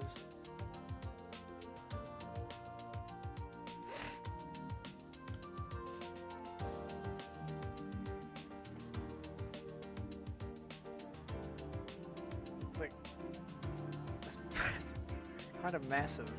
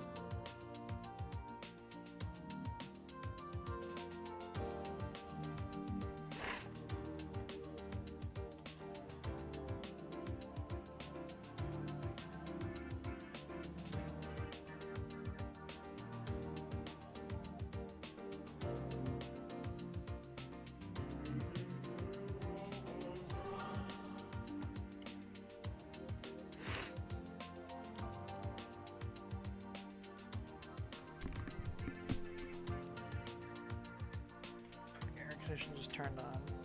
Feel freezing.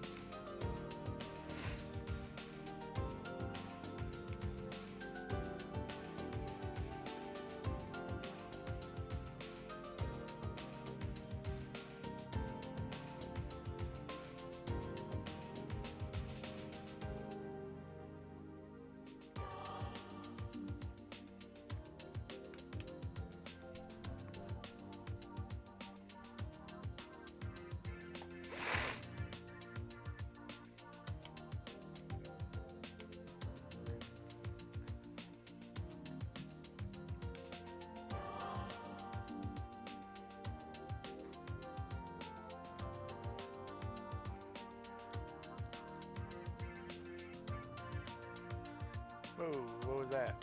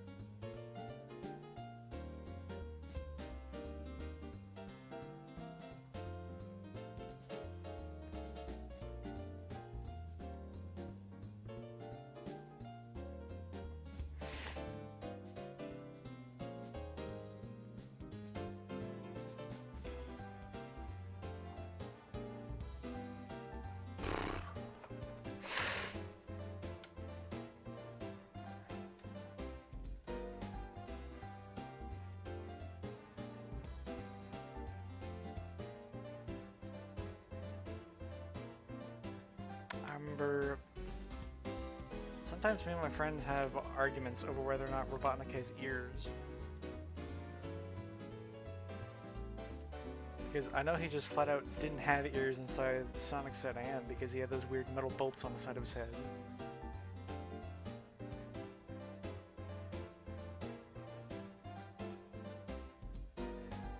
but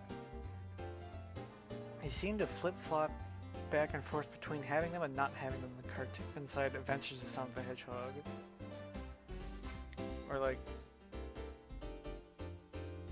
he has them in some episodes and he doesn't have them in others. It's always weird to pinpoint episodes where he doesn't have ears. Because you think that would be like a mainstay on a character. And whether or not they have ears.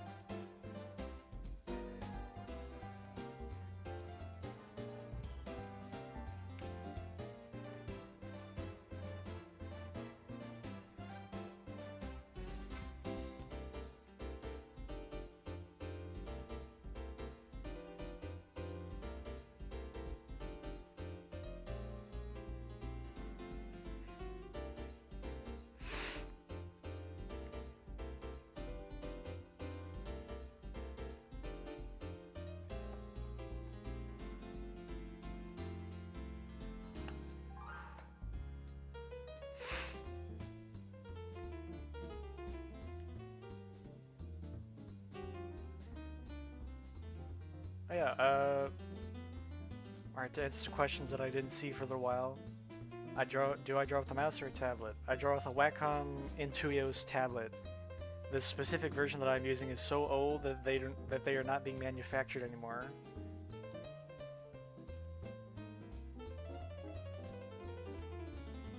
Like, I try to find replacements for little nub tips because I'm down 2 out of the 3 that were in there, and I'm starting to sweat because I can't like find any replacements for it.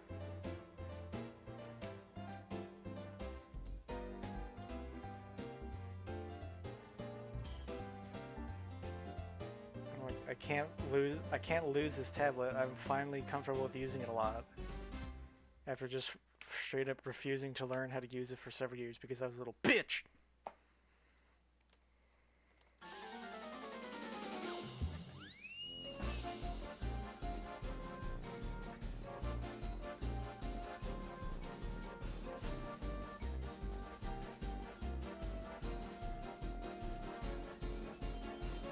Goofy ass music.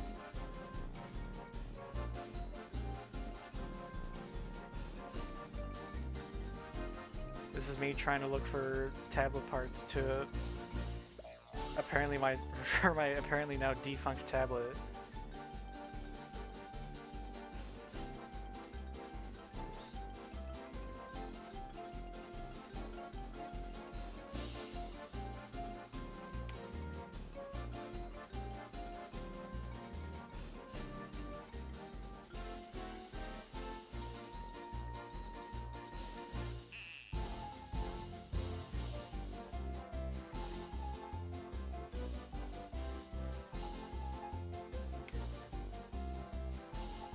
Yeah, my robotic design's a mix of a lot of the ones that I like.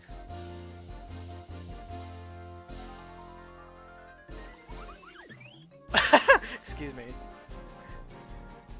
I was not expecting 21st century humor to show up in this song. That caught me. That caught me off guard. That was hilarious.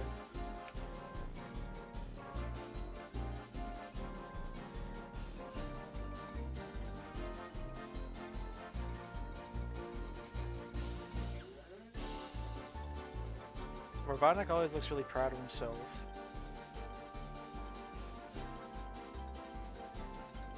Like he could be making breakfast, and he would champion himself a genius because of it.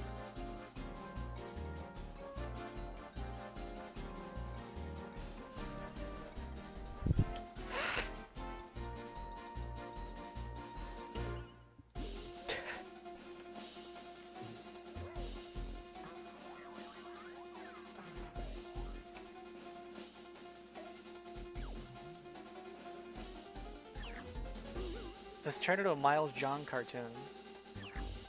If you don't know who I'm talking about, you should fix that by googling Miles John cartoons and watching them. And if you do know what I'm talking about, then I'm not wrong when I say this sounds like some of his work.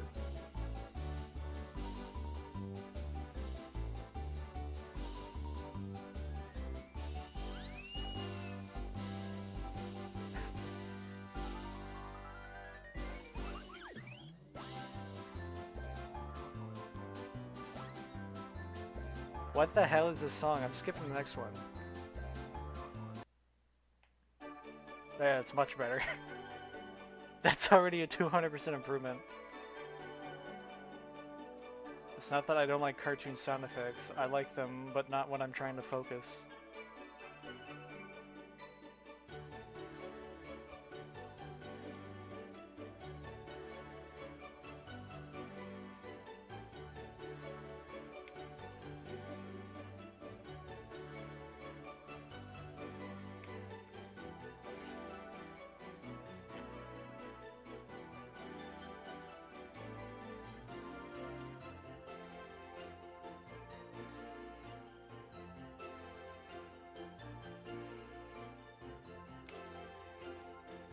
This is much nicer.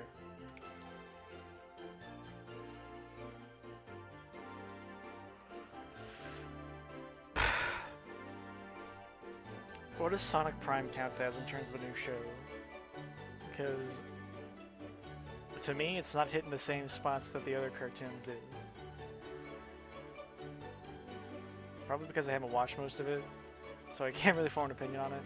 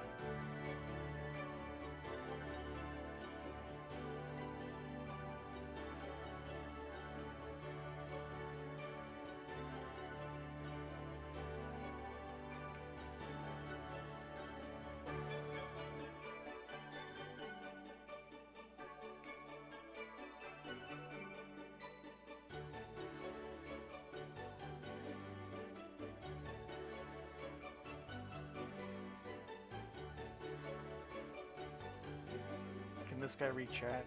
Are our requests allowed?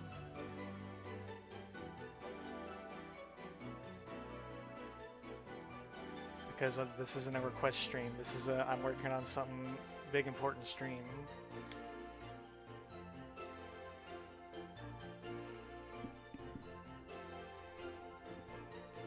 Let's see, are our requests allowed? Just curious.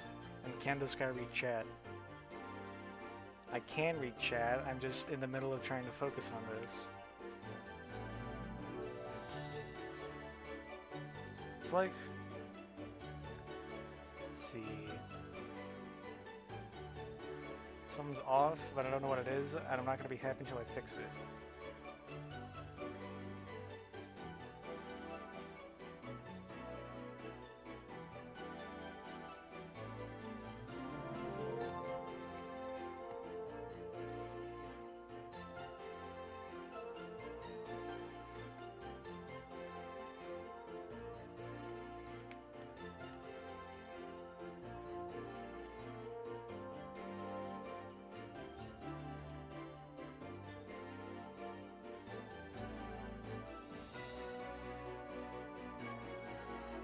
See, there we go.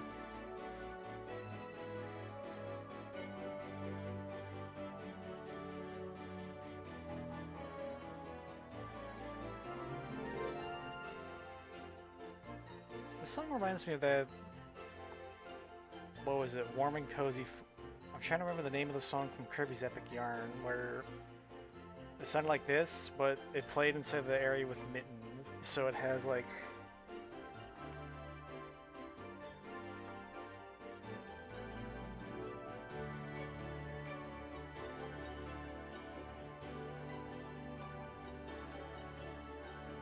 Sonic Prime is more serious than it is funny. I think it's funny the way people are replying to people that think that it's not serious.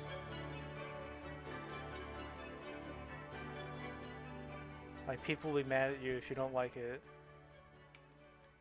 And people will be mad at you if you do like it because you cannot win with this series.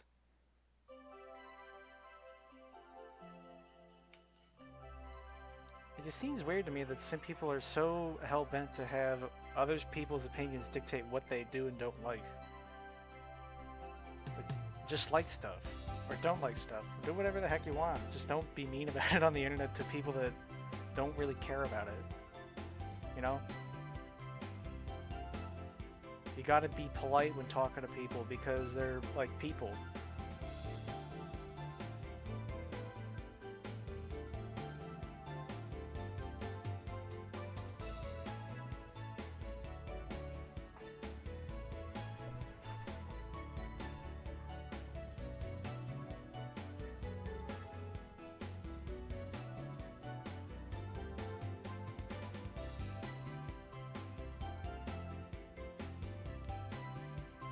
Like, I saw something funny. It said like,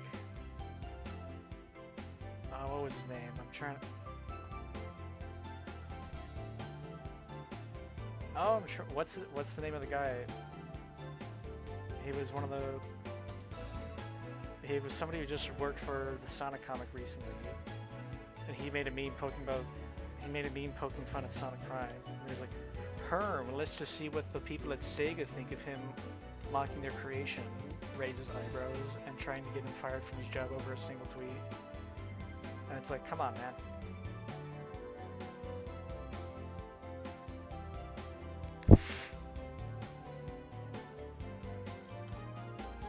I'm gonna try to find the tweet because it made me laugh. He was like, "Come on, son, really?" Because people would unironically try to do that.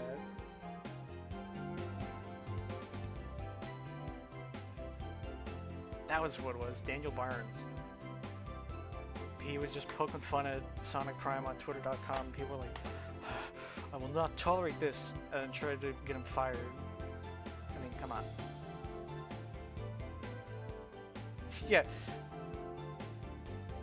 Some man says, "Oh, he works on official Sonic media. I'm sure his employers will be very interested in this slight ribbing of a part of the franchise that he has no real contact with." If you want people officially working on the IP, you should probably care about what they're working on in some capacity. So that way you'll have a higher likelihood of having something better. Does that make sense? Because, like, if you get people that care about making the wrong thing, you get the older kinds of Sonic shows. Not that they are bad in any way, shape, or form. I love both of them with all my heart, because I have a really big heart, big enough for all forms of Sonic cartoons. Like, I really like both of them, but they aren't exactly what I would call Sonic. Yeah, having a nuanced opinion on Twitter.com, impossible challenge. Or challenge, impossible difficulty. I screwed it up, I messed it up, I can't believe this.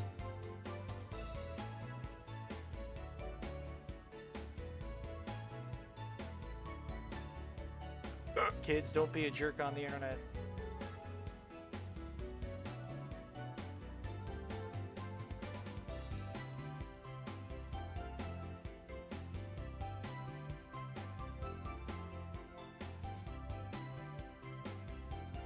I know that... I guess part of the thing that really makes me tell whenever I'm able to spot a troll is being a part of the Paper Mario fandom, because eventually you just learn that it's not worth the effort. Like, you don't need to defend what you love, because if it's really good, it'll stand up for itself by virtue of just being good. Like, if a thing that you like really is good, then you don't need to keep on trying to prop it up or hype it up, then it'll just speak for itself. At least that's what I've learned. And if people don't like what they're seeing, depending on the thing's own merits, then so be it. Now you can't please them all.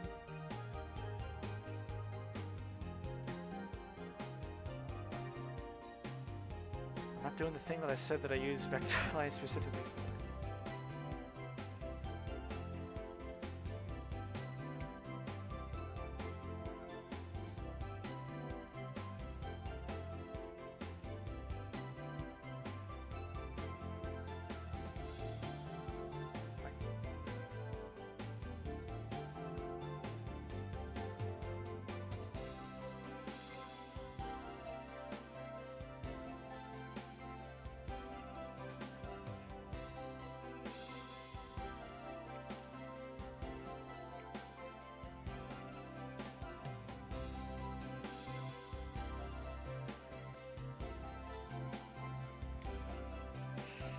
I'm trying to think of the funniest piece of Sonic discourse that I've seen, which is gonna be hard because there's like a lot of it.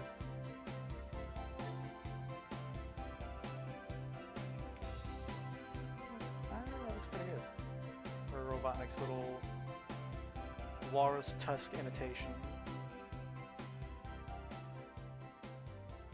Alright, in case you're confused by what I meant by that, did you know that did you know that Eggman kind of looks like a walrus if you think about it? Because like, you got the big whiskers,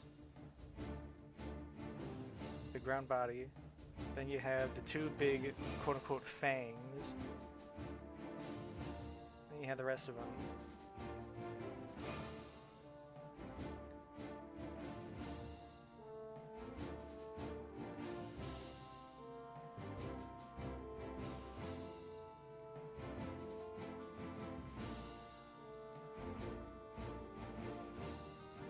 Like, he looks a bit like a walrus.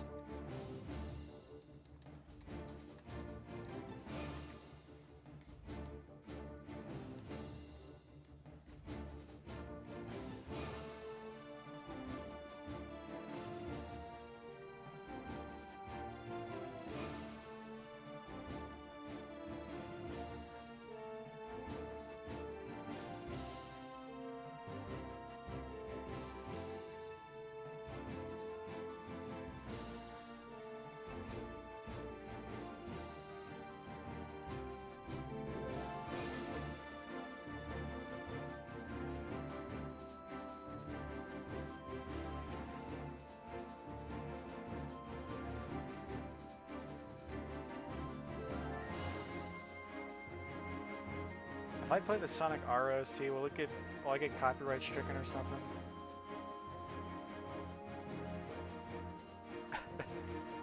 I don't know.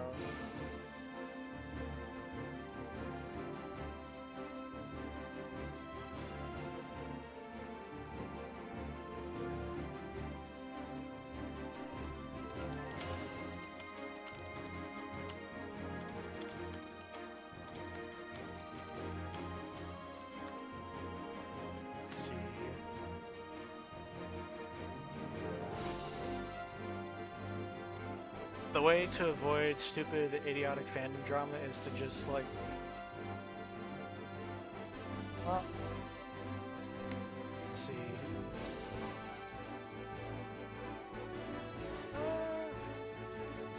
There's a difference between being a fan of something and being a part of a fandom. If that makes sense. Like, people in a fandom will, like, latch onto it and use that piece of thing they like as a sort of a small substitute for their personality. And it's like, whoa, don't do that. Or at least try not to do that. Because that's how you get, like, Star Wars fans. Or at least what they become. Oh man, do I feel bad for Star Wars fans. Says this Sonic fan.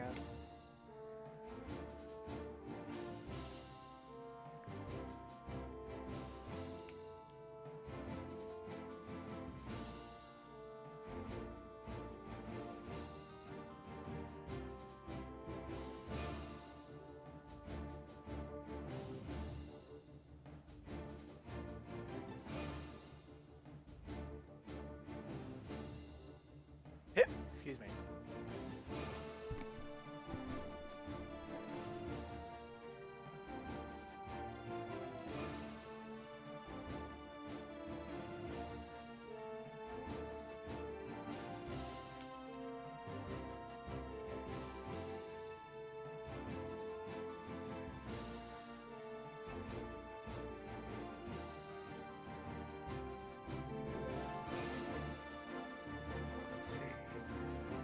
I was Drummer Robotnik with the weird armbands from the Adventures of Sonic the Hedgehog cartoon. Which I really wish there was like a neater way of saying that cartoon's name because that is so damned clunky. I have to like take a breath every time I say the name.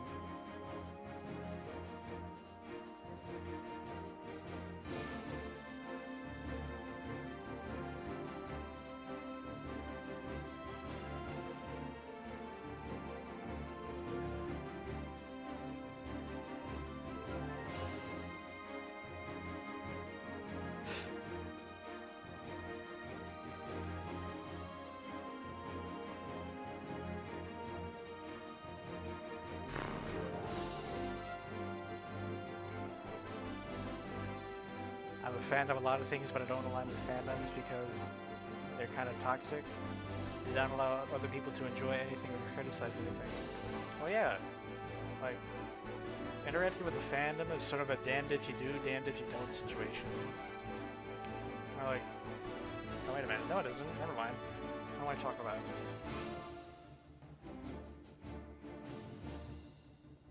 Like, I do not really interact with the Sonic fandom at all. Now that's a good thing. Don't do it, bad, it's not worth it.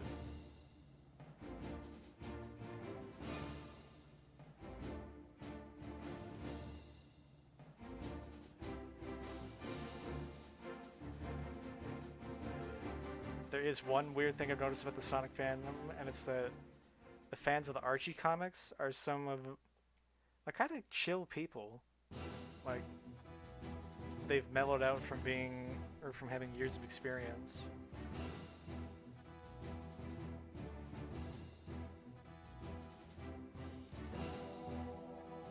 Like, the ones that I've met and interacted with online are pretty nice. Oops.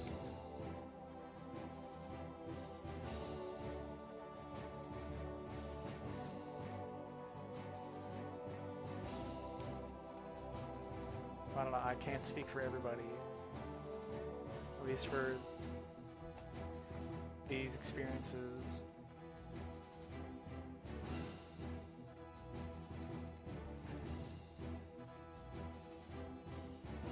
I don't know, I'm just some guy.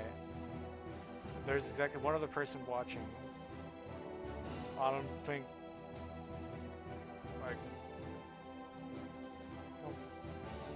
let's see. I don't think people are really going to heed my words of wisdom, but they do. You know, come on, play nice.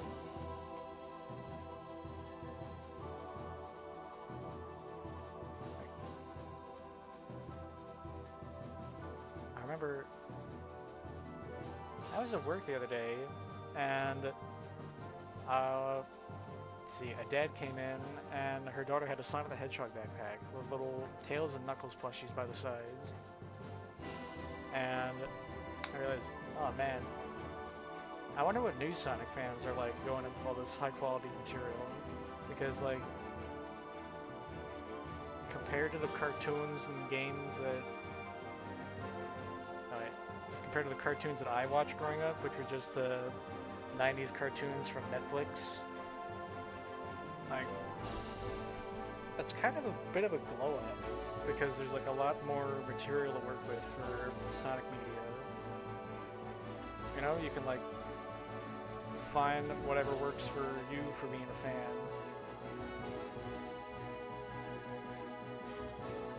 Why did this music get so dramatic all of a sudden?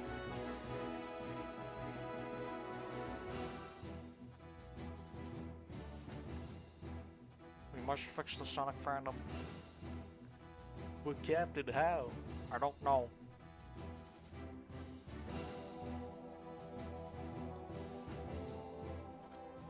Gotta do it.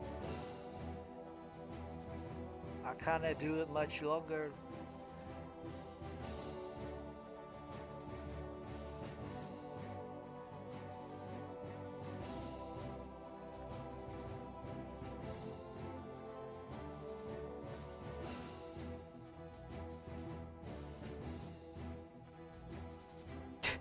I can't. I remember, Hunter, you're in this stream, right?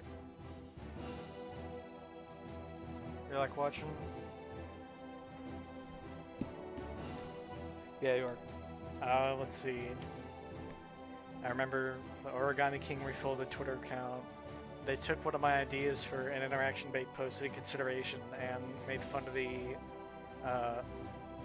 it was like a Twitter meme / snow clone where people would just say, am I the only one that liked Sonic Unleashed? And they would post 4 screenshots of it. And every time somebody did it, they would all get thousands of likes and comments. People would, yeah, I remember that. It was kind of cool. And I just found it funny just how much it worked. Like, not only am I glad that, like, the guy who runs the account liked my idea, I'm really glad that almost nobody understood it. I'm very happy with how stupid my idea was. Because, like, I think one person got it in the comments, and everybody else was like, I'm not sure about Sonic Unleashed, but I like Paper Mario. And I'm really glad that my plan went off without a hitch.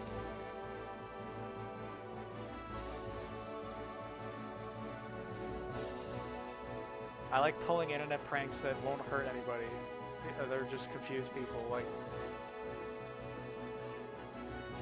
people just probably saw that in their inboxes or subscription feed or whatever Twitter does, and they're following posts, whatnot. They're just like, what? And that's all I wanted to do, just make them go, huh? Like, blink, blink. What are they talking about?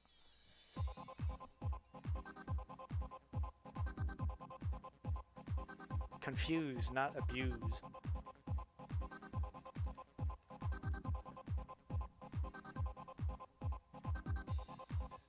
When are you posting this on a DeviantArt with the other questionable art? I don't think I meant any other questionable art, unless you weren't referring to me specifically. But I kind of don't really have a DeviantArt account.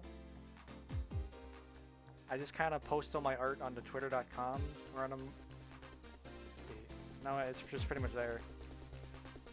I kind of just make it and then save it onto my computer for me to look at because I like making it. And just looking at my work because I'm a narcissist, I guess. It's mine, not yours. It's nothing personal. But I will post this. This is like a big redraw of the Sonic Sad I Am promotional material in order to celebrate its 30th anniversary.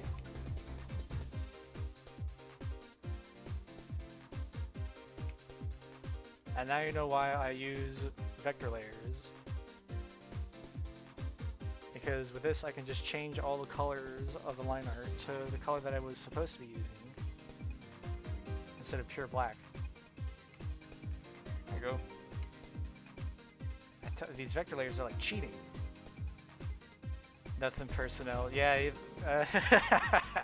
Oh my god. I haven't thought about that in years. Yeah. I threw in Scratch and Grounder out of this Sonic Set AM piece because the 30th anniversary of their cartoon was yesterday, and I forgot to figure out something to celebrate it in time, so I might as well do 2 in 1.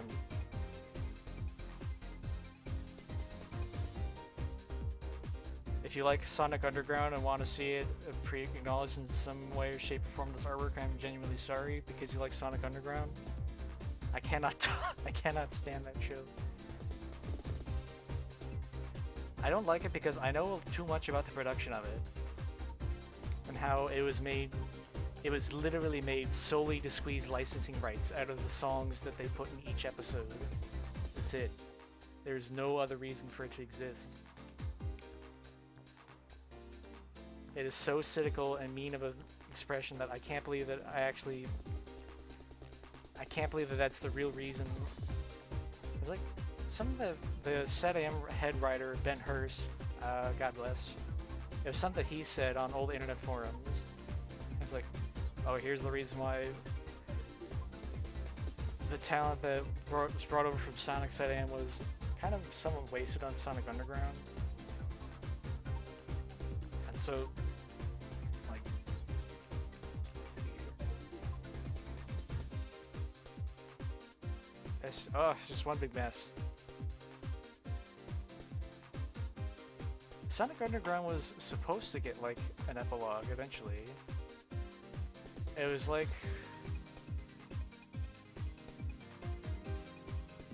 okay, so originally, let's see, one of the Sonic Universe issues, Sonic Universe is like a sort of side series to the Archie Sonic series because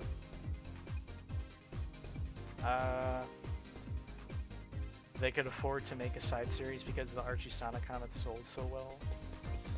And one of the issues was supposed to be an issue that sort of was like a stealth finale for Sonic Underground, but it got replaced with an issue about Metal Sonic. Because apparently that was just one of the big no-nos, was referencing Sonic Underground from the comic.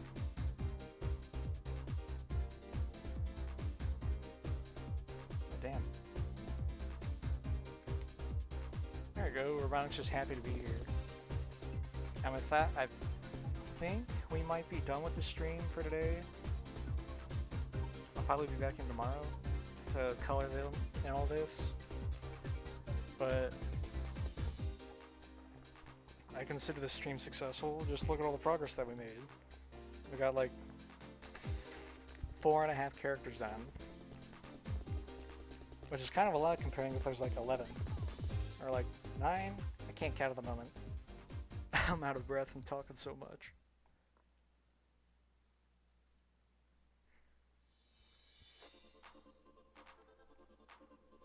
Let's see.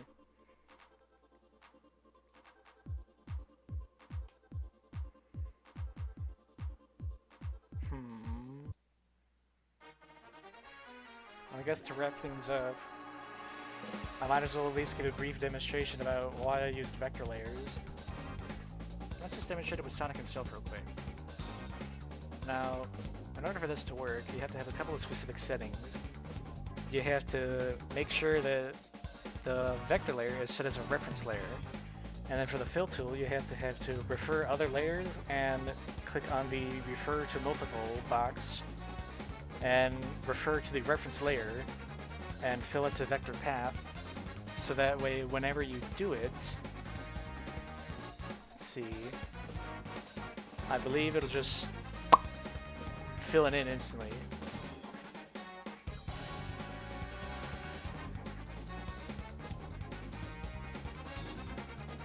This is why I use it.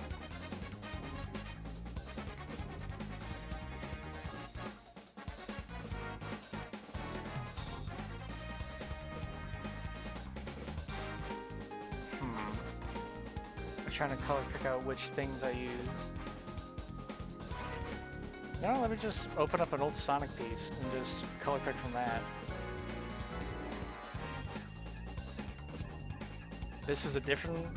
This is sort of like a gag image that I made where I can just color pick directly from this.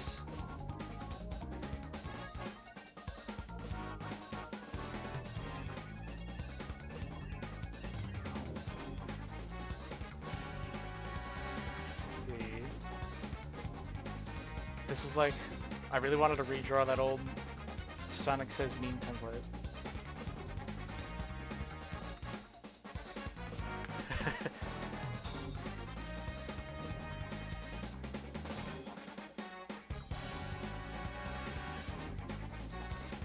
Yeah, then...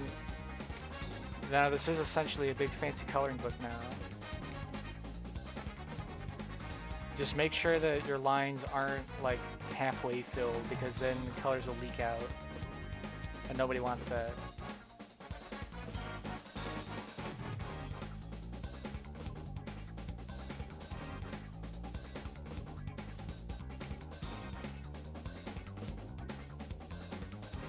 This makes coloring in comics super fast and simple, and I'm surprised that more people don't use it, or use this method. Then just like that, it's perfectly colored in. What do you know? It's not even half bad looking. So yeah, and that's pretty much all I have for the stream at this point.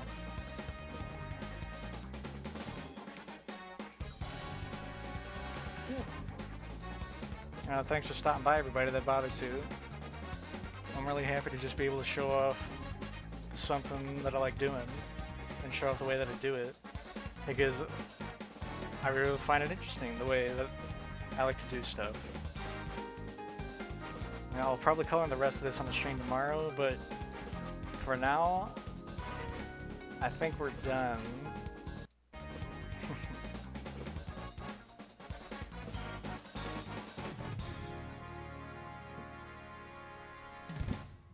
Bye, everybody.